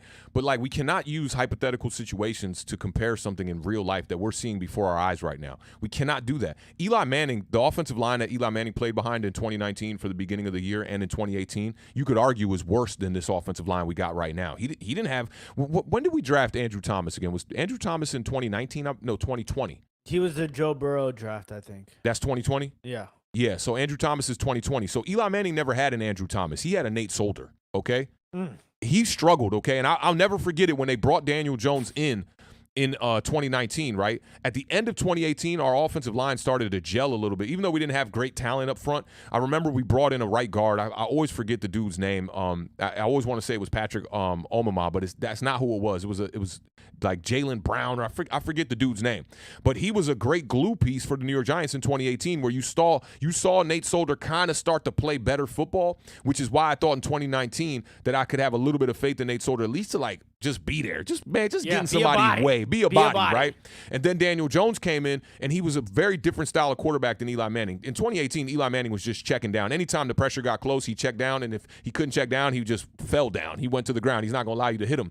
And Daniel Jones kind of holds the ball a little bit longer. And I remember in 2019, all those fumbles, I'm like, damn, this offensive line that was kind of like moving up in 2018 for the back half of the season, granted, we were not competing for the playoffs or anything like that, they completely regressed in 2019 when we switched quarterbacks. And I really think that had a lot to do with the style of play. I'm going to go back and dig through some of those older streams to see some of the stuff I was saying back then, because I really remember just like harping on these points of like, yo, trying to block for Daniel Jones is a lot more difficult than trying to block for Eli Manning, because it's the same kind of I definitely 1,000% remember you saying that. You remember that, right? Times. Yeah, yes. I said it a bunch. And, you know, it reminds me of cornerbacks in coverage when you have edge rushers that aren't getting after the quarterback. Like, if you got a great front, your cornerbacks don't got to be that great, because the edge rushers and the defensive front is going to get to the quarterback within 3 to 4 seconds. I remember Jackrabbit saying this in an interview. He's like, man, if they can't get to the quarterback, I can't be out here covering people for 6 and 7 seconds, exactly. Right? You remember that, right? So difficult. Yeah, and the same thing with the offensive line. It's like, yo, my quarterback's holding the ball, and yeah, time to throw is a lot different than, you know, covering as a cornerback. But if you're holding the ball for 4 seconds back there, now I got to double up the amount of time that I got to stop this dude who's, who knows, 285 pounds coming at me with 4.5 speed. I got to now double up the time for me to stop him before he gets to my quarterback who's holding on to the ball too long. And honestly, we just don't have the wide receiver talent, you know, guys out there who you could throw little quick routes to that could take it and maybe make it 10 yards, just like how the San Francisco 49ers took advantage of the New York Giants, their aggressiveness. They beat us with screens and little hitch routes and stuff like that and getting yak from their wide receivers. We don't have that. And shout out to Strider. It was Jamin Brown. That's who it was, in 2018. And you want to know what's interesting, too, is I think this is another correlation, because it's not just Awthentik and the Beard correlation. There are a lot of correlations here between the Commanders and the New York Giants, right? I think one of the things that both of these franchises, whether it be the actual people in charge and the fan base, and I kudos to Awthentik, because this is something that he had brought up since, you know, off season, was, you know, for the Commanders, it was, we're a quarterback away. Right. Look how many games we won last year with Taylor Heineke. We should definitely eclipse that this year. You know, look at the New York Giants. They went to the playoffs. There's somebody where I was going back and forth with on Twitter. It's like, Daniel Jones, yeah, he only threw 15 touchdowns, but we made it to the divisional round, right? And now, so it's like, we don't really see that many changes in the roster, right? But how come we're not getting better? Dan, that schedule last year in comparison to this year is such a blinding, blinders on sort of situation that I don't think a lot of people took into consideration. Obviously, we talk about it, but I mean, Daniel Jones probably looked hella good last year, because of that schedule in comparison to a lot what of that we're help. going up against this year is night and day. And the advantage of having a first-year play caller actually helped him out because people didn't know what to expect from Brian Daboll. Kafka and Daboll coming from Buffalo and Kansas City, I think for the first 3 to 4 games, people probably thought the New York Giants were going to come out there and sling the rock. And then you come out there and you literally are dying on the shield of Saquon Barkley for 9 straight games pretty much, right? They're just going Saquon, they just running that man. And then now when you got to pay attention to Saquon, Daniel Jones able to just sneak away and get some yards, but to me it wasn't that impressive. Like a lot of people were labeling the Daniel Jones 2022 season as great, and for me it wasn't great. It was good. It was a solid year, especially in a contract type of year where like you need to go get your money out there. But I think where they went wrong is they probably were looking to franchise tag Daniel Jones, even though that wasn't going to benefit the cap space as much. They could have franchise tagged him to just get another year under his belt to kind of really assess him even more when they try to open up the offense. Get Saquon Barkley's deal done if you see him as a player that's going to be here for the future and move forward like that. Instead, Daniel Jones is demanding his contract, and it seems like they kind of were weaseled into signing him and looking at the long run of like, oh, we'll save money in the long run. Let's not double up and make the same mistake we did by not signing his 5th-year option, and let's try to save some pennies here. And now you're looking at just a bad roster. You didn't have enough money to build around him, and when you look at the situation that Joe Shane came into, I remember telling Big Pat this, and they argued with me. I was like, bro, we're going into 2022 in cap hell. And they were like, nah, we're not in cap hell, man. We got blah, blah, blah. We got this, that, and third, whatever. I ain't even no capologist. Shout out my homie Mason, who I consider to be a capologist, right? But I'm just looking at the money on the books, and I'm like, this shit don't add up. The math right? ain't mathing. The math is not mathing, right? And then when we get to the season, we don't got enough money to sign players. You sign Daniel Jones to this big contract, and you got to rework the deal in mid-season to try to make things work to even just get rookies paid. And you're doing all this finessing to try to get more money to be able to pay these players. And you don't have the type of income to be able to pay these offensive linemen that you need. And instead, you banked on building through the draft, which is, we know that that's not a sure thing. It's not a sure shot. I'm of the thinking that, me, I always respected the way that Sean McVay and them approached the Rams, because they were just like, forget these first-round picks. Even these second-round picks, forget them. We're going to trade them away. We're going to bring in proven talent that I know what I'm going to get when I bring them in. Yeah, and then you sign a guy like Puka, which is kind of like, you got to have a lot of luck to get those kind of situations too. You could look at the Giants and be like, okay, Trey Hawkins is kind of like one of those kind of deals, right? But at the end of the day, the Rams are trading away for proven talent. They're bringing in players not that they hope that they can develop, especially when you sign a quarterback. Like, in hindsight, I can say this, like, so it's clear as day, right? Like, you sign a quarterback to a $140 million deal, right? And then your plan to build around him, because there's no way that Joe Shane and Brian Daboll are in that front office, in that locker room, like, we don't need hog mollies up front. They know they got to build the line, right? So they spend the capital. They draft guys, McKeithen. They draft Ezedu. They draft Evan Neal. They bringing in all these players, right? There's no way that they were thinking, like, there's no out here. Because if you would have brought in players that were proven, right, and which I guess they tried to do with Glowinski, who completely failed, right? He's the only one they brought in off some, gave him a little bit of money, come over here, New York Giants, play with us, right? If you're bringing in and you're banking rookies, you have to now wait for that time for them to develop while your quarterback's still here getting older, right? Quarterback's aging, contract going. What was the plan here? To develop guys like Evan Neal, McKeithen, and Ezedu in 2 years maybe? That's probably what they're thinking. It's crazy thinking. It's crazy thinking, because now you're banking Ron on that. Rivera-esque. You got to lump in that $160 million now with your plan, with what you're trying to do on that offensive line, and just look at it all as one unit. It's all cohesive. It all works together. And if that was what you were banking on, to me, the odds of that are so low that these guys are going to develop by the time Daniel Jones is also developing and learning your system, that you're going to be in position to win a Super Bowl. And I had to, call some people out about this today too. It's like, What did y'all expect from Daniel Jones? To all the people that were saying, like, oh, well, he's the 12th highest paid quarterback, were you not expecting a Super Bowl run? I said this on a couple of shows back. Like, what were you expecting? Middle of the pack? Mediocrity? Yeah, when you sign your quarterback, right now in today's NFL, you have rookie deal quarterbacks, you have, your bridge gap quarterbacks, and you have the quarterbacks that are getting paid to win it all. Yeah. Those are the 3 levels of a quarterback. That's it. Yes, Daniel Jones may be in the middle of that paid quarterback to win a Super Bowl. He's still in that level based upon the contracts of the National Football League. Listen, I where think you're if you even expected to get win a Super paid, Bowl. I think if you even get paid for like, a bridge quarterback type of situation, they're not paying you to just be garbage. They're not paying you to be average. At least they're paying you to win games. Yeah. Like, you look at Washington, right? When y'all brought in Ryan Fitzpatrick, that wasn't no plan to not try to make a run. No, that was a play. That was a this guy can get us there. Yeah, at and least, they at only least with paid our him $10 defense, million. he can get us there. You know what I'm saying? Yeah, and that's a $10 million contract, which is why I always thought that was the better option to move to for the New York Giants, because to me it's like no one untapped Daniel Jones like Brian Daboll did, right? So that made me think, man, Brian Daboll could probably untap a lot of average quarterbacks. And y'all know I was high on Marcus Mariota coming into the season. I'm like, this dude making $6 million. He's making Gardner Minshew was probably making nothing, right, as a backup over there. Jacoby Brissett was over there making under $10 million, right? Like, why would you pay $40 million when you think you got the coach who's kind of like the quarterback whisperer? You've already seen 3 years of Daniel Jones before that. You should know exactly what he is. And honestly, it reminds me of the conversation that I had. Shout out to my boys from New York Revival. When they had me on their show when Tiki Barber was on, before the beginning of the 2022 season, we talked about Daniel Jones. And when we talked about the money that he would be worth coming out of the year when they, after the 2022 season will be done, what the New York Giants could have did with him and what Joe Schoen, what kind of money he could have offered him. Tiki Barber said $20 million a year. And I said like $14 million a year. That number, by the time we got to the beginning of the 2023 season or the off season after 2022, had now inflated to 30. And I was still like, we about to pay this dude $30 million. I'm not here to just like destroy Daniel Jones, because I do think Daniel Jones is a capable quarterback. But 30 was crazy to me. And then I saw Lawrence Tynes and them talking 40. I'm like, we about to pay this dude $40 million, bro?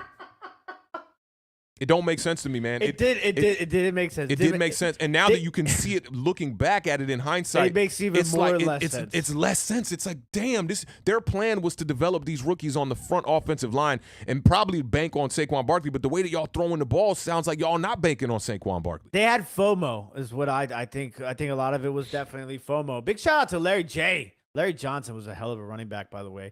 For the $20 super chat says, very forgotten.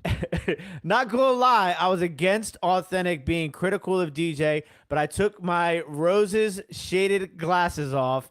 Let's just draft a quarterback this season.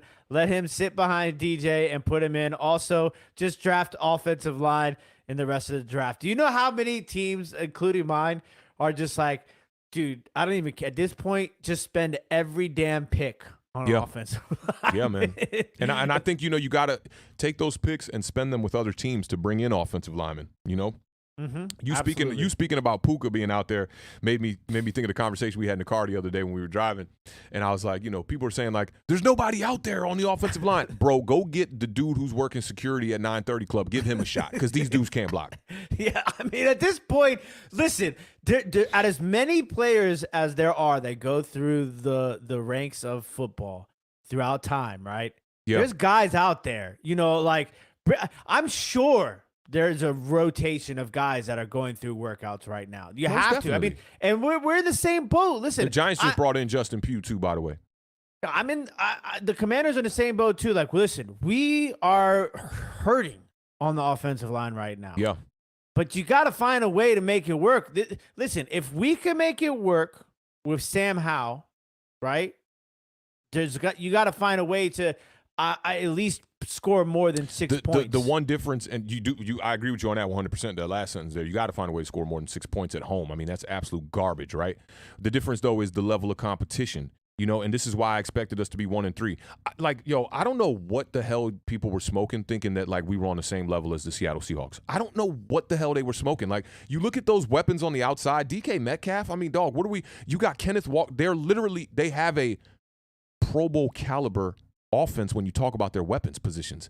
Yeah. Like, Tyler Lockett's a guy who could easily be in a Pro Bowl. You got one of the best rookies coming in out of that class in and he's not JSN. even really doing anything. And he's not even doing that much. But here's the thing: when you looked at his yards of separation, he led the NFL. He was like at the top of the NFL in yards per separation. He was like 4 yards of separation. So he's opening things up for other people. You can't just bracket one of the other guys, because then he's going to eat. And then you got DK Metcalf, who's another guy that could be in a Pro Bowl. And then you got Kenneth Walker in the backfield, who's another guy that could be in a Pro Bowl. And then you got Geno Smith at the quarterback position, who's another guy that could be in the Pro Bowl. Why the hell do we think that we're on the same level of that team? Because we got Darren Waller? Because that's it. Man, Darren Wall, I feel bad for that guy. Big shout out to John for the $5 super chat. Hey, I and big, hey, apologize. Larry, big shout out to Larry too, man. In my rapping right there, big shout out to Larry, bro. We appreciate that, man. All of y'all throwing these super chats in, and yo, my chat is a little bit like janky right now. Highlight some of this other stuff too. I want to talk to everybody. I'm getting through it. I apologize to you, Awthentik. I'm done with DJ. I just can't defend him anymore. Every Giant that's vetting the bag are nowhere to be found. Leo, Adore, etc. You peeped that. A lot of people's Twitter gone quiet. A lot of people, they want to get out their recap videos real quick though, because they know the faster you get to those, the more clicks you get. But I always tell y'all, we not in this for likes. We in it for life. And John, you don't got to apologize to me, bro. We just assess football a little bit different. That's it. It doesn't need an apology like that stupid ass apology statement that people were running around with on Twitter that people owe Daniel Jones an apology. Yeah. Nah, bro, you don't owe me any apology. You support the shit out of our channel, bro. And we got big love for you, John. Big shot. There's a lot of people that I think that are starting to. This is how I felt after the Buffalo Bills loss. Okay. Yeah. So they're talking about here that's taking a step back this season, but I had no idea we'd be bungee jumping without a cord. I don't think anybody thought that the New York Giants. Awthentik said 1-3. I'm pretty sure I had you guys at 1-3 or 2-2 at this point. Yeah. I think we it wasn't like we thought that they were going to be undefeated or that they would lose every game, but it's the way that the games are going that I just don't think that any of us could have foreseen it being this bad. Yeah, it's really, really, really bad offensively. After seeing the first game against the Dallas Cowboys, I was, I prepared I told you about this, Beard. Like, I prepared myself. Like, I'm not getting reeled in by this team. You don't go out there week one against your divisional rival, a team that swept you last season, right? And you were 1 and whatever in the division last year with that tie and whatever the hell, right? You don't go into a game like that. That's your Super Bowl right there. That first game was one of the most important games. And as soon as I saw us get dog walked 40-0, I was like, oh, my expectations have lowered drastically. Yeah, it's tough. And like you're saying right here, Gregory, it's a lot harder schedule this year. Yeah. A lot harder of a schedule. Yep. Zach G talking about how we have 30, you guys have 30 players under, I almost, talking like a Giants fan. Yeah. We have 30 players under contract for 2024. I believe there are 53 men on the roster. So you're probably looking at some sort of overhaul here. I think, if things continue to go down this stretch, I go back to that chat we had highlighted early on about drafting the quarterback and just play, because there's an out after next season for Daniel Jones' contract, correct? Yeah, after next season, yep. So that's going to definitely be something to keep an eye out on. And a lot of these players on contract, you got to get rid of these guys, man. You really do. Yeah. Witherspoon, what a game. Great game. That guy was all over the place. All over the place. What a dog. And then let's talk about Evan Neal. Evan Neal, listen. He's struggling. There's some struggles there, man. He blocked his own guy. He blocked Darren Waller on one of those plays. I was just like, what the hell's going on? Oh, Devin Witherspoon, he was one I talked about a ton on the preview, man. Like, while Tariq Woolen was out, Devin Witherspoon was like on the incline, man, and he was showing that he was a guy, and now we're trying to kind of follow their model a little bit. Tariq Woolen, I think, is now in his second year, and Devin Witherspoon being a rookie. So they got 2 young corners out there too, man. It's not as a Giants fan, obviously, in the Seattle Seahawks matchup, but it is a little bit enlightening to see some young cornerbacks being able to come in the league, because that's not a thing that was prevalent in the past in the NFL. You don't see these young guys just come out here and be effective like they are now. Yeah, and listen, there's going to be learning curves at times too. Look at Emmanuel Forbes, and boy, the amount of hate, because it just goes. You know how it is for fan bases. It's a week-to-week basis. This week it's Emmanuel Forbes. Everybody wants to be like, "Oh, I told you we should have drafted Christian Gonzalez." Look, a lot of us wanted Christian Gonzalez, but all of the same people that wanted Christian Gonzalez were happy with Emmanuel Forbes. Yeah, and Emmanuel Forbes has played good football. Yeah, that's his first bad game. I mean, yeah, and this is the other thing too, is you got to think about it like this. Christian Gonzalez got drafted to the New England Patriots. Bill Belichick is one of the, if not the greatest defensive minds in all of football. Okay, so it's a lot easier to plug and play a guy like Christian Gonzalez. Look at a guy like J.C. Jackson, who's playing for the New England Patriots and led the league in interceptions. Somebody in the chat tell me where he is right now. Yeah. You can't. You know what I'm saying? So it's like sometimes there's going to be growing pains with a lot of these guys. we have to learn. One game is not something to just overreact like that either. Oh, there's people going on saying that this past draft class of the Washington Commanders will go down as one of the worst draft classes of all time. And I'm like, bro, we're 4 games into these guys' careers. Yeah, okay? You got to let some time pass for sure. And B, take a look at the Henry Ruggs Raiders draft class. Mm-hmm. That draft class. That was a bad draft class. That was a bad draft class. The first for the round Raiders. pick that year was crazy. I can't remember. He was like a defender. Colin Farrell. I remember when they made the pick, people were like, "Who?" Like, I think it was Colin Farrell. The actor? It was who it was. But that entire draft class for the Raiders, that was 3 years ago. Yeah, but you also don't want to be in competition with that kind of shit. No, you don't. But I'm just saying you can't judge a draft class in 4 games. You need 3 to 4 years to really judge a draft class. I think in 2 years you could kind of start to be like, okay, I see where this kind of going. Yeah, it's a tough sort of situation. Kareem Yee says, Awthentik and The Beard, who are the culture setters on this team? Because I don't see any. I think that you got Wan'Dale Robinson, Kayvon Thibodeau. I got to give Xavier McKinney his flowers. I think he's a culture setter. Mm-hmm. Saquon Barkley. I like Darius Slayton, man. I like how he owned up in the press conference too. I'm a big fan of Darius Slayton. Darren Waller can be a piece. You just have to try this with another quarterback. Yeah. I think we're at that point now. Big shout out to Larry. Says, I'm sick and tired of hearing get weapons. Enough of that. Build the trenches. I 1,000% Damn, good looking, agree. Larry. Good looking. Develop a quarterback. We need a young, raw quarterback we can make into a star. I was against Awthentik when he wanted Malik Willis. He was right. I was wrong. And man, do you know? It's a great point too. Do you know how many people were trying to victory lap, not just in general, but especially on Awthentik after seeing how Malik Willis played early on? Yeah, his first 2 games. Listen, I'm telling you, some of these guys, it's so different now than it is when we were in our 20s, right? Watching football and the transition of these players from the college football to the NFL. There was no social media. Yeah. There was no YouTube and highlight reels and people getting put on pedestals. And, there were combine, freaks but few and far even between. Then, it was still rare that quarterbacks just hit the ground running, though. You know, like to me, the quarterback portion of things is fairly the same, bro. Like, you got to give these guys time to get good. Like, that's just what it is. People were writing off Malik Willis after 2 starts. 2 starts, bro. He had 2 starts that he didn't win the game in. And he threw an interception in each one of those starts. But those are the same people that will say that I have an agenda, right? But they're trying to paint a narrative. And when they see any glimpse of their narrative going in the right direction, they're going to go, oh, you were completely wrong on that. It's like, man, I would take Malik Willis on this roster right now. Right now. He could be the starting quarterback for the New York Giants right now. And we will win more games than we will with Daniel Jones. Clip that shit up. I don't care. Yeah, it's a tough situation right now for Daniel Jones and New York and Larry, Giants. Man, big shout out to you, bro. We appreciate you supporting the channel, man. And there was another comment in here that I think kind of links with this that I'm seeing. I won't highlight it, but I'll talk about it. 59 Ways to Groove. Shout out to 59 Ways to Groove because he's been rocking with us for like the past couple of streams. And he said, I'm listening to all this and I mostly agree, but the common thing being said is all these other teams have talent at wide receiver and offensive line. That's the one thing that the Giants haven't had in over a decade. Yeah, that's fact. We haven't had good offensive line play in over a decade for sure, right? But to me, it all does go back to the quarterback.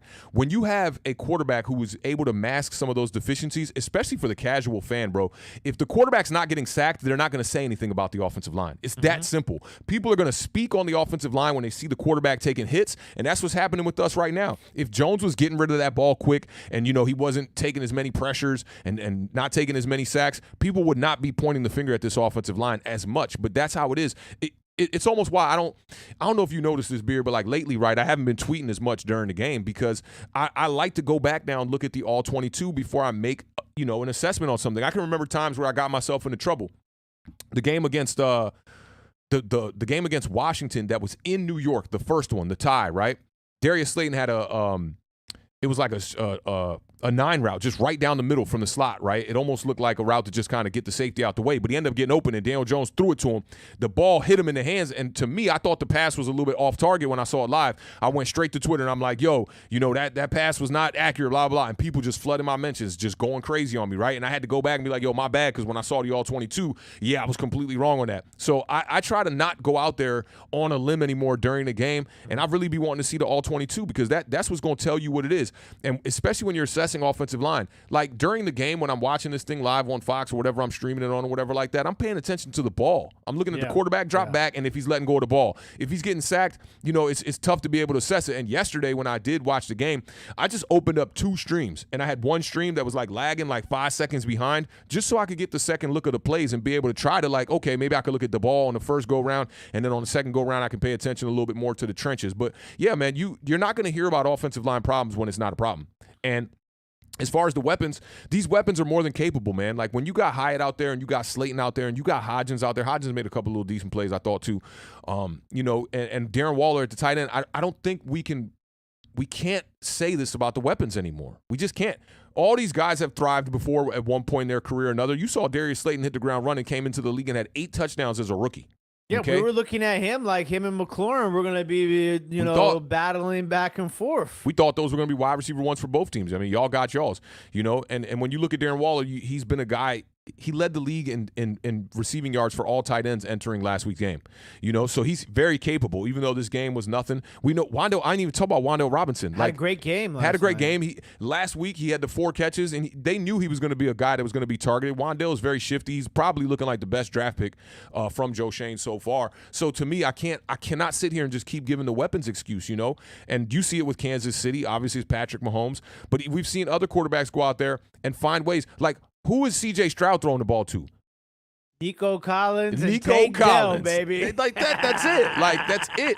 I don't even know who their tight end is. I don't even know who's running the rock for them these days. Oh, it's Dalton. They got Dalton Schultz over there, and he's a pedestrian tight end. I always thought like Dak Prescott made him who he was, and I don't know what's going on with what was the rookie from last year, Dameon Pierce. I don't know how he's running the ball over there. I don't keep my eyes too much on the Texans, but every game I'm like, damn, CJ Stroud 300 yards. Every time I turn it on Red Zone, I look at their game a little bit. Damn, he's excelling. So to me, the excuses got to stop. You got to find a quarterback that can go above and beyond. And to me, a lot of the quarterbacks that Giants fans like to shit on and say these guys aren't that good, like, oh, if you put Daniel, the one that kills me is if you put Daniel Jones on the Eagles, they would win the Super Bowl. Like, are y'all watching these games, man? That's absolutely absurd. Big shout out to Lucas. Says J.C. Jackson went to the Chargers. I thought so. That's what I thought too. He went for the bag. That's why I was making some funny faces when the Beard was saying that, because I thought he went to the Chargers, which Brandon Staley got to get it together over there, man. That defense been struggling.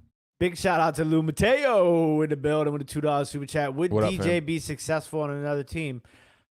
I think it's possible. Yeah. Sometimes it's just a scenery change, man. You put him on Miami, he'd probably be successful. Would he be more successful than Tua? I don't think so. If you put him on San Francisco 49ers, would he be successful? Yeah. Would he be more successful than Brock Purdy? I don't think so. When I brought up the consecutive game streak of 36 without having back-to-back games with multiple passing touchdowns, a lot of people were like, whoa, right? Like, that's a alarming stat. And other people who were like, that doesn't matter. You're what is it called? Cherry picking the stat. And I'm just like, y'all don't see it? Like, the quarterback, he's not consistent. That's the biggest knock on Daniel Jones, is he's not consistent. That's what it is. And you cannot be a effective quarterback in the NFL if you are not consistent. At least like you can have a down week, but give me 3 good weeks when you give me 1 bad week. You can't be going 1 decent game, 1 average game, 1 bad game. Here goes another average game, another bad game, another average game. You cannot keep doing that throughout your whole entire career. And now I think the proof is on the wall now. It's like, yo, the guy has more turnovers than he does touchdowns. And a lot of people are trying to tell me, like, passing touchdowns is like, it's all about total touchdowns. And, passing touchdowns really don't matter that much. You look at the stat box too much. Why are you always counting the box score? You just a box score watcher, right?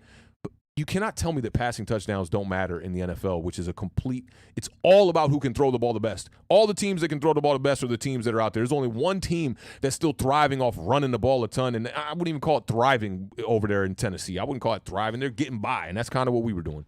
Yeah, this other thing too is when you start going listing the games like that, it's kind of crazy. You think about it because you put that into perspective, the way you just listed those games, like one bad game, one average game, one okay game, one bad game, another average game. And then like you pair that with the stat about, not having, back-to-back multiple touchdown games, passing in X amount of games.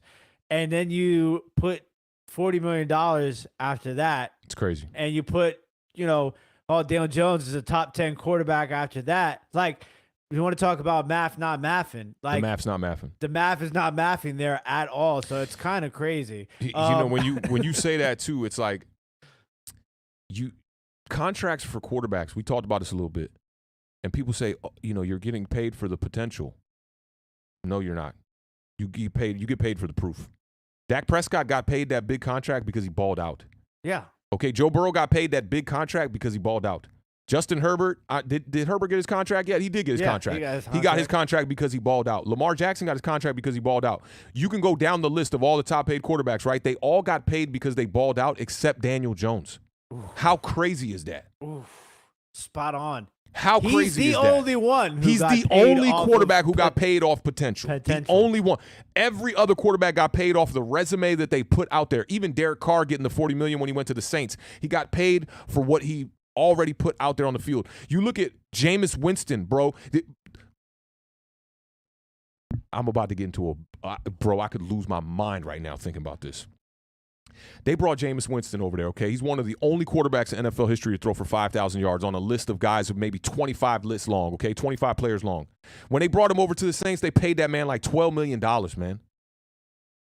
At least he gave you what he is on the field with the Bucs. He threw 30 touchdowns, 30 interceptions, and 5,000 damn yards. And they paid that man $14 million.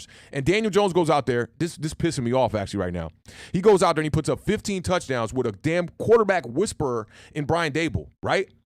And y'all go out there and reward him by paying him, not only giving him $40 a year, but you gave him $160, $90 of it guaranteed. Yo, like I could get into a real bag. It's upsetting me right now, right? Because Jameis Winston now, he ended up getting hurt. And when he got hurt that year with the Saints, he had 14 touchdowns and 3 interceptions at that point through like 5 games, right? And they still really never gave him his chance after that. And I'm not saying Jameis Winston is some world beater quarterback, right? But there's something wrong with that situation. Mm-hmm. And it don't take a genius to understand what's wrong with that situation either. Because why in the hell are we the only team that paid a quarterback top dollar starter money in the league to come in here off of potential? That shit is batshit crazy, man. He's the worst statistical quarterback in the National Football League right now, right? Yeah, man. I wrote down a couple of stats that I don't have them with me, but they talked about like since 2019 he has the most turnovers or something like that, or the most sacks. Like, and Daniel, I don't want to. This ain't the day to do this to him. Somebody's got to go pick him up, right? But it's clear as day, man. When you compare it to what they did with Jameis Winston, who, he had a turnover problem too, just like our quarterback. They didn't go out there and throw that man no $40 million bag off, no potential, man. Yeah, and big shout out to SHU Carter with the $4.99 super chat. Says, if people keep calling for coach's job so soon, except special teams, he needs to go. How can any team have consistency long term? That's a hell of a point, and I will point to teams like the Houston Texans. Yeah, they hit the reset button every year for 3 straight years. I think they got it right now with DeMarco Ryans. I believe so, and they drafted the D'Amico, and then they got C.J. Stroud. So I think they're moving in the right direction right now. I've been talking about them moving in that direction with what feels like 5 years. But yeah, it's super difficult. And it's not just coaches too. It's quarterbacks also. Quarterbacks and coaches. I commend some of these front offices though, because you can't just sit there and have some bum in your organization just losing games either. It's the same situation with the quarterback in New York, right? It was like, it's the best we got, so go with it, right? I don't know if you can continue to do that, but I do think that 3 years is enough. At least 3 years, right, is enough for you to be able to figure out what a coach is all about. Brian Daboll showed y'all this in 1 year, really. I can remember Chris Collinsworth. No, it was Colin Cowherd, right? Colin Cowherd on his show last year, he was saying like, Brian Daboll bought himself another year, and Giants fans went and they just went and attacked him like, Brian Daboll's going to be here for 2 years. He's on a contract this long, blah, blah, blah. They're like, you don't even know the contracts and da-da-da-da. What Colin was saying was that his first year was so good that he bought himself, whatever they were going to fire him in, he's got an extra year. So if they were going to fire him in 2, Brian Daboll's got another year just off the strength of what he did last year. But, I agree with a lot of what SHU Carter's asking and saying here and what you said, right? But at the same time, you can't just sit there and just keep losing games year after year. These owners are getting older. They're trying to see winning football, man. They're not trying to go to their casket with a team that was just, dog shit the whole time they was there. Yeah, that also makes complete sense too. I think there has to be some sort of happy medium, and I think 3 to 4 years is probably that. Like if you buy yourself a year, you get 4, like how Kyle was saying about Daboll. So I think that makes sense because sure. Here in Washington, everybody gives Ron Rivera shit for being like, oh, we're in year 4, and people are just. They're counting down the days for Rivera here. They are. Washington, they really DC. are. Even at 2-2. Right now, big shout out to Talking Echo for the $1.99 super chat. Says Daboll and Shane are too smart to have paid DJ. In my honest opinion, I'm with you on that. And I see a lot of people. Shout out to Talking Eco, man, for supporting everybody that's supporting the channel today, man. Big shout out to y'all, man. Like, we tried to come up here and make this a stream that was at least worthy of y'all attention and whatnot. And we're just talking ball here. We wanted to do a Q&A and whatnot. And we here for y'all, man. I'll tell y'all that. And I needed y'all for this too, because I'm sitting here moving and I'm just like, man, I got to talk some ball real quick, man. I am frustrated, and I see people in the chat saying like, yeah, they love the, this vibe and whatnot. But it is what it is, man. And it's like, that Jameis Winston thing really, that bothers me a lot, man, because y'all, if you follow me on Twitter, I always post stuff about black quarterbacks. Now, I'm always talking about how I unapologetically root for all black quarterbacks because I'm old enough to remember what it was like when black quarterbacks literally were getting 0 chances in the NFL. Like, we had like Rodney Peete and we had like Doug Williams, and like that was it. And then Mike Vick comes out here, puts the world on fire as far as quarterbacks go. And to just see that like this stuff is still going on in the league, right? And I've talked about, and I'll say from a fan base perspective too, like, people literally will go look at Baltimore Ravens play, and they'll look at the New York Giants play, and then they're going to come up here and tell me that Daniel Jones is a better quarterback than Lamar Jackson, and Lamar Jackson is a running back, right? I feel like we've had to defend Lamar Jackson for a ton. 10 years. You had people saying that Jalen Hurts was trash, right? And I get it. It's a division rival and whatnot, and we're invested in our team and whatnot. But I'm no Commanders fan by any means, right? But if I see their quarterback over there playing, especially when we go there in person, like when me and the Beard went to camp over there, and I went and I saw Sam Howell with my own 2 eyes throwing the football, I'm like, that's a guy. That guy can play football. And I think that about Daniel Jones as well, too. But too often black quarterbacks are getting the short end of the stick here.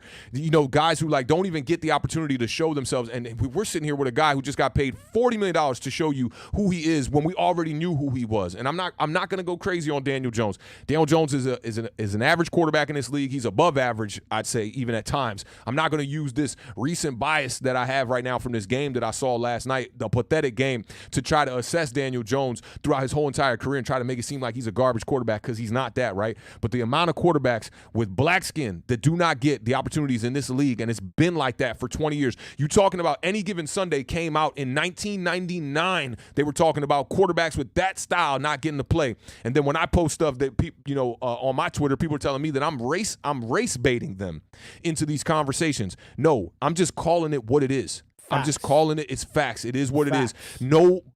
Let's just say what it is. No black quarterback would get 5 years to be able to try to show you who the hell he is. It just does not happen.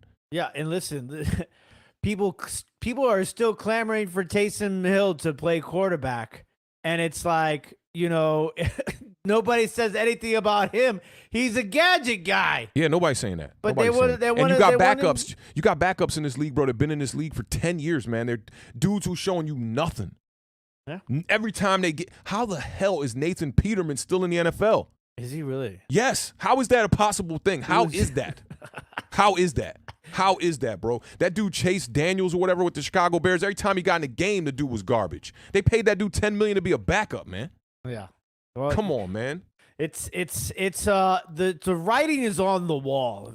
Some people just choose not to read it. And shout out to the people that make a stand, bro, and go against that. And say, man, forget all that. I'm going for this quarterback. This quarterback gives me the best opportunity. Like the Indianapolis Colts. And a little message to Kyle Pizzle, who put out a video about me. And I said this in the space earlier, right? He put out a video about me, calling me out, talking about, yeah, authentic. And he ain't saying nothing disrespectful. I got big respect for Kyle Pizzle because even when he's surrounded around people that are disrespecting me, he'll never throw no disrespectful shade to me, right? But you gonna call me out on your channel, and I talked to the Beard about it, and the Beard was like, yeah, man, just go on the channel, man. Sometimes, you the kind of person that you might bring some light to that situation. So I hit him up, and I'm like, all right, I'll come on the channel. 2 days later, bro, I see a video on his channel talking about, yeah, I called out all the New York Giants geeks and the content creators, and none of them hit me back. Bro, I hit you back, bro. I was ready to have that conversation. I told you, let's go live right now, and you told me you was too busy. And now you talking about all these Giants content creators are scared. Like, I don't get it, dog. Like, listen, the Beard knows this. I run towards the smoke, man. I like running right at the smoke. For my right Apex Legends, tunnel. My gamers, bro, like when we get out and we land in the Battle Royale, I'm not the dude that want to go loot up and go get all these guns and go get all prepared to then jump into the battle and die in 2 seconds. I'm hitting the ground and let's go right to the smoke, man. But like, dog, these are the same people that fed y'all a lot of bullshit, right? And they're going to hide today. I'm not going to hide when I'm right. I'm not going to hide when I'm wrong. I'm going to give y'all the facts the best way I know them, the best way I know how to tell them. And even on a day where I'm out here moving I got to move 45 minutes all the way down the road, and I've been doing this now for about 2 weeks. I'm still going to show up and rap with y'all because, listen, I'm not here to tell y'all I told you so. I'm not here for that. I'm just here to hopefully that y'all can see that my assessments have been pretty damn accurate.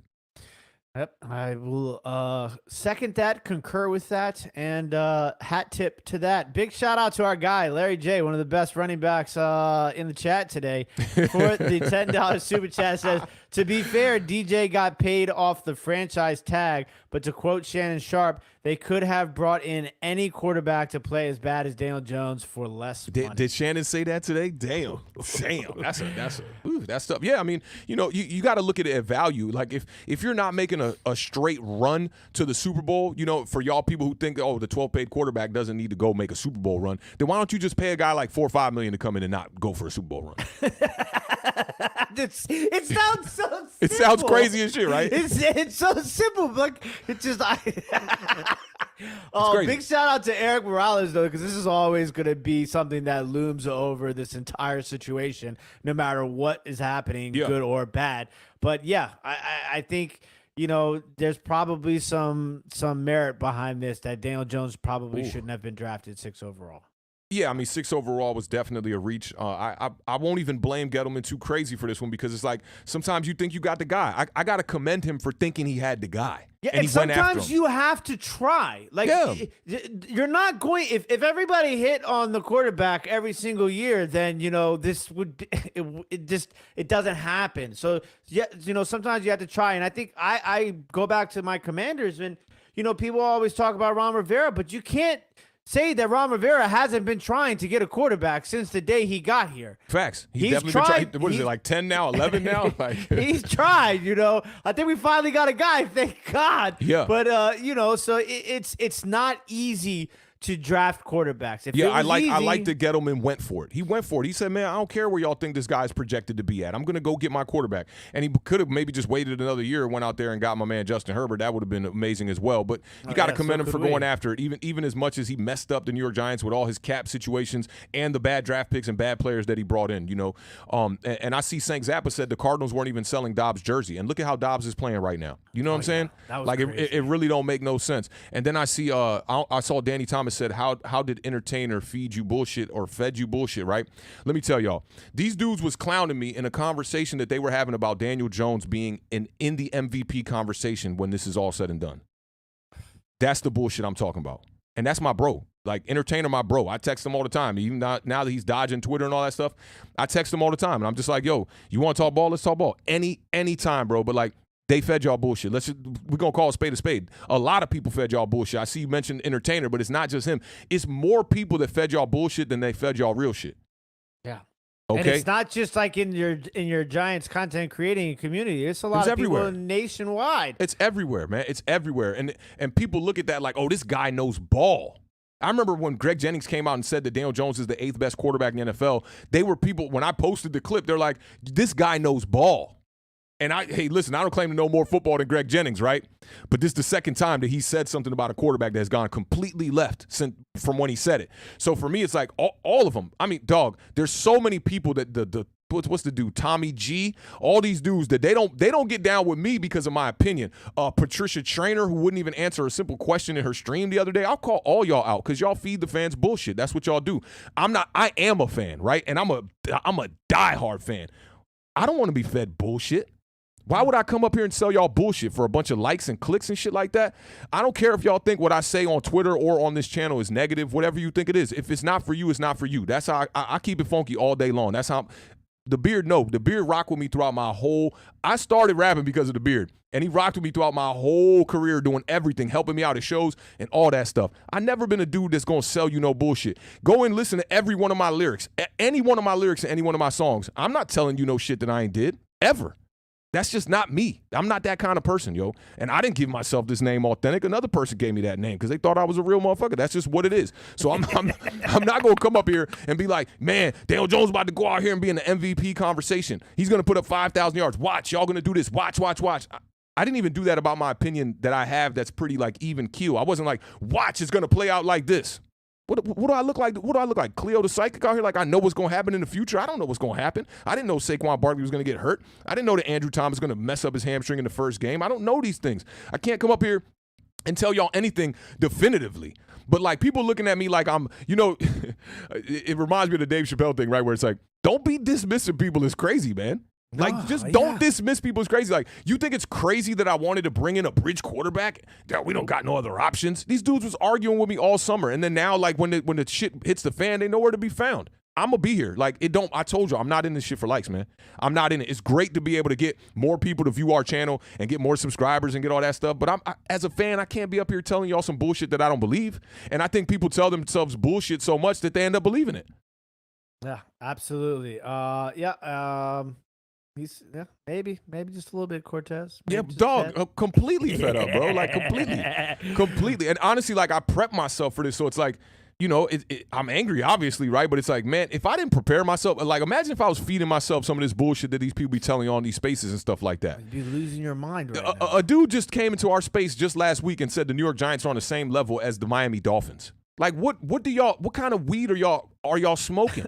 Because I don't hit that kind of weed. The weed that I be hitting, it sit me back and be like, man, this looking real average to me. That's that Cat Williams death. That's that cryptochrona like he was talking about in that one joint. That must be some, what's the shit that dudes smoke when they get out of jail because they can't smoke bud? K2. It's that K2, bro, and that should have had you on the street sniffing some bath salt or something. I can't do it.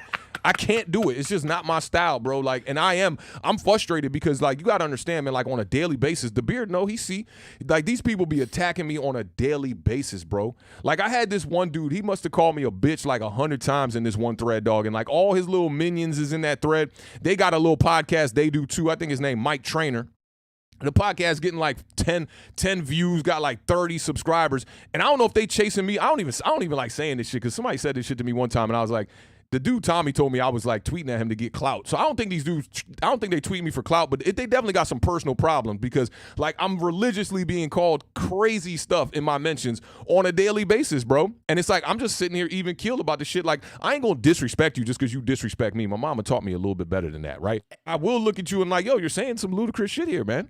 And you want to know the craziest part about all this too is there's nothing more than Awthentik wants to see than Daniel Jones be a great quarterback. Dude, I said it in the spaces today. They're like, it was me and Mike C. And shout out to Mike C. I was supposed to go to the game, but I just couldn't get to the game because, like, all this moving shit. I couldn't get there. And he ended up not going either.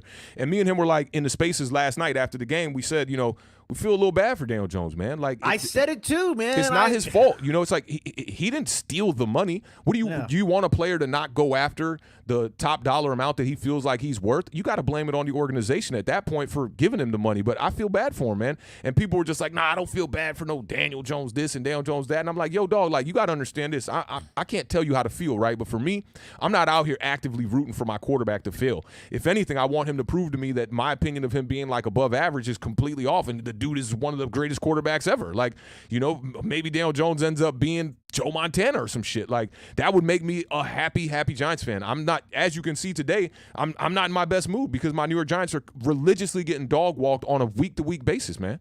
Yeah, big shout out to Danny Thomas because this is a guy that I think a lot of people who are in the boat that we are in as Commanders fans and Giants fans have been talking about since his release. Danny Thomas wants to know for the $5 super chat. Hey, Authentic, did you get a chance to look at the tape for Lael Collins take that cut from the Bengals? I haven't looked at a ton of Lael Collins tape, right? But I do remember going up against him and, all the games that we reviewed against the Dallas Cowboys, obviously week to week now for 4 years or whatever it's been. We've been up here. And he's definitely a serviceable lineman, but this is the problem with the Giants right now. And if I were them, I wouldn't even be working out more linemen unless you just need them for depth, like literally from injury purposes. No one lineman is going to fix what's going on up front with the Giants. It's a bigger problem than just the lineman, for one. It has a lot to do with the quarterback. I'm not going to say like half of the blame is on the quarterback, but I'll say it's like about maybe like 60, 40, 70, 30. The lower percentage being for the quarterback, obviously. But like signing one lineman is not going to fix this. You need a splash signing for a lineman right now to pair with Andrew Thomas, and I think you got to go and looking at and going into next year, you got to look at that. Not really this year. Just die on this shit, man. Go out here, play the best football you can. See if you can make a run. Maybe you can surprisingly, unexpectedly beat some of these teams that look like they're going to just walk right over us. Buffalo Bills, Miami Dolphins. You still got Philadelphia twice. You still got Dallas again. You still got the Commanders twice. You still got the Packers and the Rams. Like, hopefully you can just salvage the season. But at the end of the day, I'm not going out here making no crazy moves, wasting no money before the trade deadline, bringing in players who are not going to be a splash signing. Forget that. Justin Pugh has signed with the Giants practice squad. Yeah, we said and that also, earlier. big shout out to Margie. Always a pleasure seeing Margie shining a little light on the situation. Facts. My guess is if DJ played more 1 p.m. starts, he'd be much better, regardless of who we play. He's a morning person. Yeah, that kind of makes me think about the old cliche of colored people time, and like y'all Caucasians definitely like to get up at the crack of dawn, ready to go in the morning and whatnot. Kirk Cousins falls right in that category too. For me, I'm like, yo, give me them night games all day. I'll wake up like 1 p.m., chilling, bojangling before I get things ready. But yeah, you're right about that, Marjorie. The primetime record now just fell to 1-12, and that's not good. And I saw 2 articles. Shout out to Art Stapleton. I definitely get down with Art Stapleton. He put out an article, and then I also saw Kay Adams did a whole piece on this, talking about how like all the primetime games are not necessarily Daniel Jones' fault because they haven't gone into those games as favorites. Well, the quarterback is a lot of the reason for that too. If you look at the quarterback matchup, they're going to look at that and go, well, this quarterback's not as good. Let's take this team in Vegas. So it has a lot to do with it. Big shout out to Larry J, best running back in the chat. Authentic spitting facts about quarterbacks. Salute. Bar. Appreciate you as always, Larry J. I'm trying to find some good questions, and there's so much going on in here right now. It's a lot. I'm just catching up to the Dobbs jersey. Big shout out to SHU Carter. That's my favorite type of Apex teammate. No looting, just gun and run. Smartly, of course. Let me get one. I think I could show one here. Shout out to SHU Carter too one time. Let me see what he's. Oh yeah, man. Yo, that's how I play, dog. My dudes be like, hey man, I want to keep my rank high. I'm trying to stay in the platinum status. But I'm like, man, it's a video game, bro. I'm trying to go out here and shoot, man. Get me out here, give me the guns, man. Let's get to shoot, man. That's facts right there. Big shout out to TC915. That's why we Cowboys fans fuck with Authentic. Salute. He's a real one. 100. Salute Authentic and the Beard from the Cowboy Nation. Salute, bro. Appreciate you pulling up, TC. You know what? Shout out. Listen, as a Commanders fan, obviously I have my backdoor flowers that I give to the Dallas Cowboys and their fans. But I did have somebody else hit me up on Twitter and sent me a DM and said, I'm a Cowboys fan. I just stumbled across your guys' content. And even as a Cowboys fan, I must say you guys are mad entertaining. So big shout out. I appreciate those messages. It's not easy to say. Obviously, Commanders, Cowboys, Giants, Eagles. But listen, we love football here. That's what we do. So big shout out. We definitely appreciate you guys. Let me see if this one to highlight up real quick. But why is he the main focus of this stream? The whole team is horrible. That's what I'll always wonder. Any other quarterback in his position would fail. 2, it's not even a question. So I'll tackle this one first. Go ahead and do it. Okay. Yep. Mm-hmm. So I'll start from the end of this statement. Any other quarterback in his position would fail. It's not even a question. To me, it is a question. I don't think that every other quarterback in his position would fail. Are there going to be quarterbacks that would fail in his position? Absolutely. But I can probably name 10 to 13 quarterbacks since he's the 14th highest paid quarterback in the National Football League. I would put 10 to 13 quarterbacks ahead of him that would not fail in his position. And I think that, unfortunately, as a quarterback in today's football, you are going to be the focal point of most discussions. Is it fair? No, it's not fair, but it is the way that it is right now. But I mean, there are other positions and players, whether it's the Commanders, or the Eagles and Cowboys. Obviously, the Cowboys and Eagles don't really get a lot of it right now because they're playing good football. But I think that we do as good a job as we possibly can to talk about other positions that needed to be highlighted. I mean, there's been plenty of times where we talked about, obviously, both of our teams' offensive lines. I think defensively, we've talked about guys not showing up and guys missing tackles and defensive schemes and so forth. So it feels like that, I think, because of the situation that Daniel Jones is in. He didn't necessarily ask for that situation, but when you get paid this amount of money to play the most important position in the game that is watched by the most people in the entire world, you're going to tend to be focused on more so than everybody else. Yeah, and I'll tackle this one the other way. I'll go, starting with what he first said here. So let me give you a little bit of game. And I was just watching this movie the other night. Shout out to everybody that saw the Icy Pride Daniel Jones video that we posted with the photoshopping of his face on my man Junior. Okay, there's another line in that movie that stuck out with me. I just watched it again the other night with my shorty, right? And when they're first creating the Jamaican bobsled team, right? They're trying to figure out where each of the sprinters that are from Jamaica are going to sit in the bobsled. Who's going to be on the brakes, who's going to be in the middle, who's going to be the driver, et cetera, et cetera. And the dude, Sanka, he was a push cart champion, okay, in Jamaica. So he automatically thought that when he got with the Coach Blitzer, that he would be the driver because he was winning all these push cart derbies. He knew how to drive the car, and the main character, Derice, had never had any experience driving anything, right? And Sanka was like, the Coach Blitzer, he's naming off, all right, you're going to sit in the middle. He was like, Yul Brunner, you'll be in the middle because you're strong, you're powerful.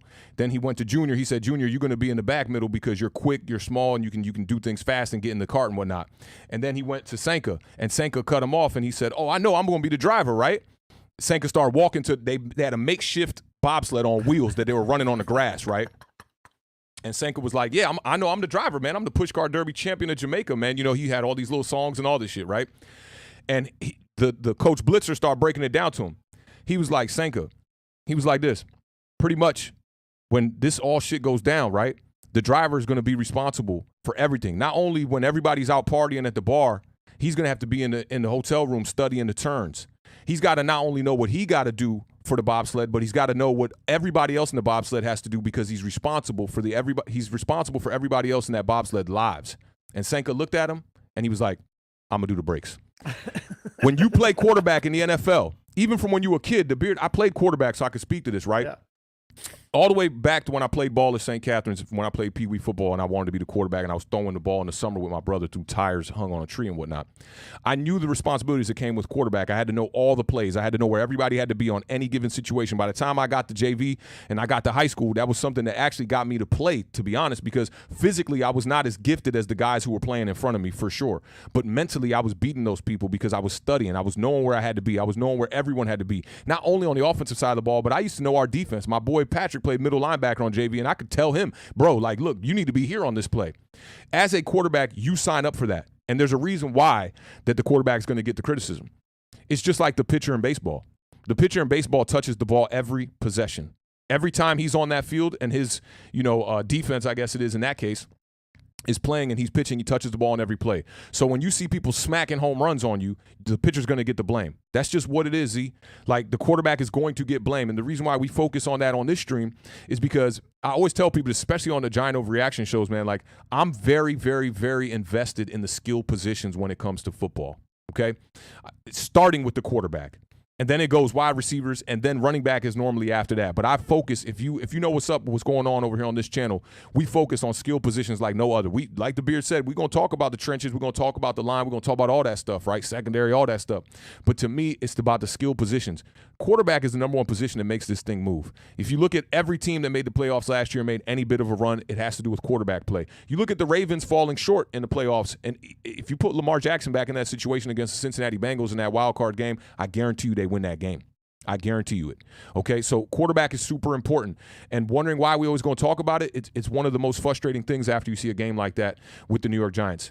The New York Giants are in that game. Shout out to Fred, who I see in the chat too. I saw him here earlier. He said this in the spaces. If Daniel Jones went out there and he played an average game, the New York Giants are in that game, bar none. Our defense. Why would I sit up here and harp on the defense who played good? They had some tackling issues throughout that game. They've had tackling issues throughout the season. But why would I harp on that?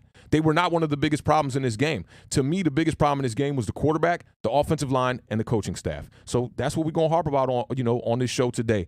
And for me, we're just winging this up here today, and we normally don't do that.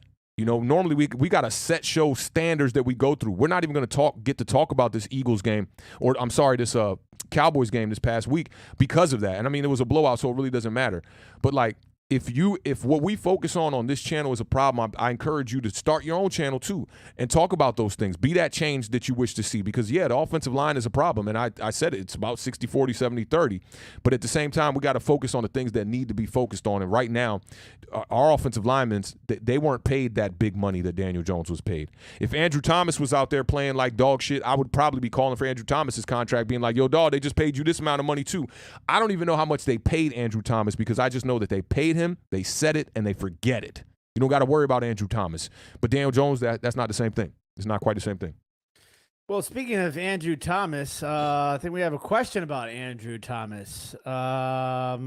Vicious Vigilante, the $5 super chat, wants to know, tell me, why did Andrew Thomas with his fat ASS put the season on the line chasing cornerbacks? He deserves pulling a hammy for being dumb. He overplayed his role. I have to disagree. Yeah. Listen, for those of you that have played football, when you're a football player, it is so difficult to just turn a switch of competitiveness on and off. Like, if I'm on a field and I see something happening, like, my natural instinct as a football player is to go after it. Yeah, and you don't want to put tape out there where they imagine if he just like lazied up and just said, screw it, I'm not even gonna try. You don't want to put that kind of tape out there. I mean, for Vicious Vigilante, I'm not like extremely one way or the other on this take, to be honest. I mean, like, if you're out there, you should be trying to play hard. It was a long run. Like, he probably wasn't going to catch him. You know what I'm saying? But, like, I don't know, man. It is what it is. It's tough. We lost Andrew Thomas like that. And injuries are part of the game. They're part of the game, man. You got to just deal with them. Yeah, and listen. But appreciate you supporting the channel, my guy. Absolutely. And listen, if you can't put the season on if you're off left tackle is putting on the season on the line, that's got a lot to say about your quarterback who's making $40 million a year. Just going to throw that out there as well. Yeah, it's real, man. It's tough. We did lose our best lineman to a stupid injury. I definitely agree with you on that. Jay Gene in the building. Hey, what's going on, Jay Gene? Good to see you. Has it been that long since Jay Gene been in the building? I feel like I can't remember the last time I have seen Jay Gene. So, yeah, salute. Big shout out, Jay Gene. Great to see you. Passe. Oh, yeah. Cowboys won. Eagles won. Commanders lose. Giants lose. Not a good look for us. Not a good look. You know what? That's why they make 17 games. Now, you guys, I wish I could feel like that, bro. It's going to get a little tough 17 games might be bad. That might be worse. Like, there's this. We got to go out here and play, 13 more games? God damn. Oh, man. Big shout out to everybody in the chat. We appreciate you guys rocking with us. Big shout out once again to Authentic. Salute to you, bro. Salute to you, man. I couldn't do this without you. It is a lot of work, what's going on right now, the move and everything. And yeah, I had a tremendously crazy morning. I literally drove 100+ miles in 3 hours across 2 different states this morning. And, we're here because you guys are here, and we just want to make sure that you guys know that we appreciate each and every one of you guys rocking with us. Definitely getting to it. The one last thing I just wanted to mention before we get up out of here, the disrespect that Daniel Jones is receiving from players, man. Yeah. San Francisco, you had those guys saying, yeah, we knew this. This dude, when you rattle him, You can get after him and whatnot. And then they came out this week, the same player, I forget who it was.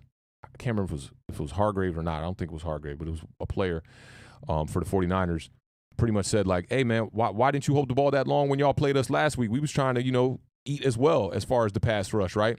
And then you saw Witherspoon, I believe it was, in the post-game conference. He said, yeah, we knew dude was a one-read quarterback, and he liked to hang on to his first read. So we knew that if we could get blindside pressure, we could get to him. He stares down his first read, he said. Yep. Big shout out to No Mets, No Nets, No Jets, as always. Love you, brother. Says Giants add Pew. Can't be worse. Pew, pew. Yeah, it can't get worse, for sure. I hope not. I hope it can't get worse, but it's been tough, man. I'd feel better if the direction of the team was where I wanted it to go, because then you could just be like, this is what I wanted, and now it's not working out. But being that we had so many questions in February and in March and leading up to the draft, it's all hitting me right now. It's kind of like all settling in, and it's disheartening, man. As a Giants fan, we're back. It was fun last year. We got our little playoff run, and me and the Beard have been on here now for this our 5th season, right? Yep. So four out of those 5 seasons have been terrible losing seasons. And it looked like we were kind of headed in the right direction there for a little bit.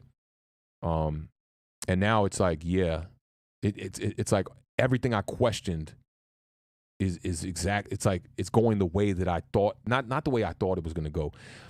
It's like going in the direction of why I questioned it. It's like, are we going to pay this guy? And then we paid him. And then it's like, are the weapons really that good that y'all brought in? Like, I like Darren Waller too, man, but is he going to be able to just fix this shit? And now, this makes me think about Kenny Golladay, man. Kenny Golladay endured, like, a lot of shit from this fan base, bro. And it didn't work, and I know a lot of that had to do with him. But I got to stick to my guns here, and I just think a lot of it has to do with the quarterback, like why weapons are coming here. Even Golden Tate, man. When you look at Golden Tate, the year that we brought him in, the year before that, I want to say he put up like almost 1,000 yards on 2 different teams. He was on Detroit and on Philly. He was like close to 1,000 yards, and then you just see him come over here and just regress. I don't know if I don't even want to try to pin this as a quarterback thing. I think this could be like an organizational thing. Like, we ain't had a really good wide receiver since Odell Beckham, and they fucked that up too, man. It's just that's a heartbreaker right there. Big shout out to Chris Peace for the $1.99 super chat. Says Witherspoon identified what we said for years. Yeah. This is interesting too from Marjorie. Giants former coach Ben McAdoo on ESPN Radio. I never saw it with Daniel Jones added. I do evaluations every draft, and he graded as a 7th rounder for me in 2019. That's crazy. You see the one from Lucas too. Shout out to Lucas in the building, man. I know you crossed the pond rocking with us. Lucas said Golladay is still unemployed though. The part that I'm questioning is that, and he had a bad his 2022, not the hip, just talking about his year. His 2022 year was really bad. He had 3 drops in like his first 12 targets, right? But I do think that we aided to like screwing up his psyche a little bit, and we also aided to like messing up his resume. Like teams saw the worst of the worst with Kenny Golladay, and they want nothing to do with him. And like I said, some of that is on him as well. But when you see countless weapons come into the New York Giants locker room, and none of them work. Even Darren Waller, like he doesn't have a touchdown yet. No, well, Daniel Jones has only thrown 2 touchdowns all year, right? Yeah. It's crazy to me. Like no weapons work. Kadarius Toney, a guy who clearly has talent. The head stuff is different, right? But clearly has talent. That dude did not get in the end zone once while he was a New York Giant. He got close against Dallas. He got tackled on the 1. Kenny Golladay did not receive a touchdown from Daniel Jones the whole time he was here. And then you put Davis Webb in the game, and he caught a fade bomb on the sideline for a touchdown the last game of the year against Philadelphia Eagles.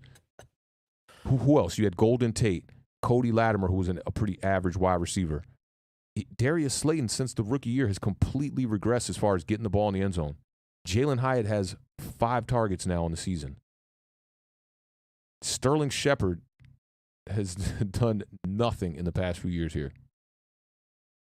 I don't get it. I don't know if it's organizational or if some of that has to do with the quarterback. I'm sure it's a little bit of both. just a horrible situation to be in, man. And I'm thinking about our preview, man, on Thursday, and I'm just like, where am I going to get anything to look of anything positive going into that game against Miami, down in Miami in the heat, man? You just have listen. This is what I do as a Commanders fan when I'm putting together, roadmaps against teams that, we have no shot at beating. I look at who they lost to, and I try to see, can we mimic what they do? I mean, there's a lot of people out there that thought Daniel Jones was Josh Allen, right? So yeah, I was one of them. I was definitely one of them, man. I was like, and that's why I get that whole perspective from fans who are just like the blind faith, man. You know, like, dog, I was like that with Eli, bro, for like them first 4 years. My homies was trying to like be like, bro, dog, he ain't the one. I'm like, nah, dog, y'all tripping. He's a Manning. He's a Manning. And then he won that Super Bowl, and it was like, that starts to be confirmation for your faith. Mm-hmm. And then you get a quarterback like Daniel Jones, and you stay on that, You die on that because you just think, it's going to go right. Your faith is trying to lead you, but sometimes faith can be blind. When Daniel Jones threw that interception, I thought this was kind of funny. Like, I had posted the post where I was like, dang, Daniel might have just saved Brian Daboll right there on that 4th and 1 conversion. So fast. And then then he throws the interception, and the homie came back, and he said, he giveth and he taketh. I was like, damn, cuz. Yeah, it was wild, man, but came up here, man. We gave y'all a good 2 hours and 14 minutes here, man. We appreciate all of y'all coming through, rocking with us, man. I hope that this stream kind of at least put you in a better direction for the day. I know it did for me. It was good to come up here and chop it up because, I normally do this like just by myself as far as like just looking around the internet when I'm doing a normal Giant Overreaction on a normal Monday. Today we had to do a Tuesday type of show, and figured we would just kind of fuse everything all in one. I don't think we're going to have a stream tonight. I'm still not set up at the other house yet, but we definitely wanted to come here and chop it up. And that's what we'll do, for this time period of where I'm not going to have my setup set up yet, because it's going to take me some weeks to get my setup back to proper. I got to do some painting. I got to do the flooring. There's so much stuff we're doing in this new crib. But until then, I'll definitely just pop up like this. We'll do some streams, more Q&As like this with y'all, and let y'all vent as well. I definitely apologize for that in the last couple of streams because, the chat just be booming, and we appreciate y'all for that. But that chat be booming. I'll be still trying to get off some points and whatnot, so we haven't been able to highlight as many comments this season. But y'all know it's all love, man. And I already see y'all throwing out the biceps one time. Big salute to y'all. And to those y'all in different time codes, like my homie Lucas, man, up here watching this stream today. I hope this kind of helped you as far as the time difference, going live a little bit earlier. And it's already 4. I got to still do a bunch of moving today, a bunch of cleaning, man. But definitely appreciate all y'all pulling up. Beard, you got any last words for everybody before we get up out of here? Nah, man, just once again, big shout-outs. And we talk about this time and time again about how grateful we are for the type of people that we have that support us and come out here no matter what we're doing. And that does mean a lot to us. It helps us, keeps us pushing, keeps us motivated. So we definitely appreciate it.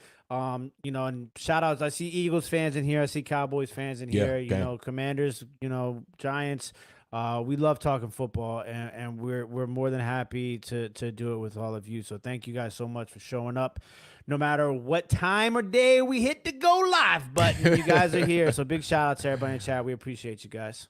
Yeah, man, most definitely. I see my man Michael Knights in the building one time, man. Appreciate all y'all rocking with us today, man. Y'all know how we end every show, man. Keep raising that bar. Keep living those dreams because the universe flows in Technicolor and surround sound.